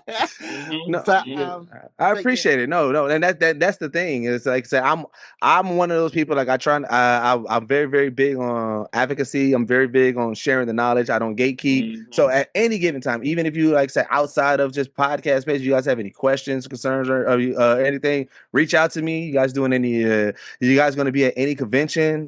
Let's definitely make sure we connect and everything. Like, I'm saying DreamCon, BlurCon, whatever the case. Gotcha. Like I said, and as we get closer to, saying the release of our documentary and everything, I'll feed y'all some information and everything. Like I would love to, because like this is my theory on podcasting. And then before I get out of here, I listen to a lot of podcasts, right? And especially hip hop podcasts. The one thing about the hip hop podcast space is a lot of them is New York, East Coast based, right? Mm-hmm. The one thing that makes me feel in that world with them is that like you'll be listening to like Rory Maher podcast and they'll talk about Bag Fuel. They'll talk about Earn Your Leisure. And they'll talk about it in just as if you just already know these people, who they are, right? And because I'm a fan of hip hop and everything, like I know, saying some of the execs and A&R, like I know the name. So like it makes sense in the world. I want to create that for the Blur Space and podcast. So like even when we brought up D23, reason why I start bringing up things like, yo, shout out Cleo, stuff like that, because I want this space to be revolving. I want people like, yo, who is Cleo? You know what I'm saying? So it's like, like most likely on the next week podcast that I do with my podcast, I'm gonna talk about y'all, but it is that. And then even when like I tap in, like say sometimes, like I said, if y'all going live or y'all putting episodes, I might tap in and watch it. But I talk about people as if my people, the viewers, should already know about it. And if they don't, it forces them to go look like, well, who is Black Geek Energy? And I want to continue to do that, right? And so that's why I love jumping on these podcasts and doing that, because I was like, if we can build this ecosystem within the Blur culture, then it makes more sense. And especially then when we do get together at BlurCon and DreamCon, it's even more epic because it's like, oh, hell yeah, like people know and shit like that. So it's like, you know what I'm saying? Like I I appreciate the invitation, and I appreciate I like I had a great time, and I expect to be back and even tapping in with y'all more, because like that's kind of like my mission. Like I said, I put a lot of weight on my shoulder to do so. Again, I want to be the change that I want to see. So it's like, if I'm doing that, I hope so other people start seeing it, and then you start saying like, hey, I was listening to such and they was bringing y'all up and stuff like that. Like, yeah, like let's keep that going. So. Yeah, well, you can definitely come back whenever you want to. But where can our listeners find you? So y'all can find me young_Deuces. That's DEUCES, spelled the right way. You can find me on. I use that on every platform because I try to keep that consistency, make it easy. Or you can go to youngdeuces.com. That's my website. That's my hub. It has everything on there, what I'm doing. It also has my schedule for when I'm trying to move things around and be places. And then if you're like I said, if you're a fan of WatchMojo, man, go to WatchMojo. You'll hear my voice over there. Yeah. We did. Did we mention that? Yeah, we mentioned that in the intro. Okay, and that is all on this show today. We are tuning out. You can follow us on Black Geek Energy and BG_pod on Twitter. And that's all we have for you. Black Geek Energy. Thank you for watching. Yeah, BGE out.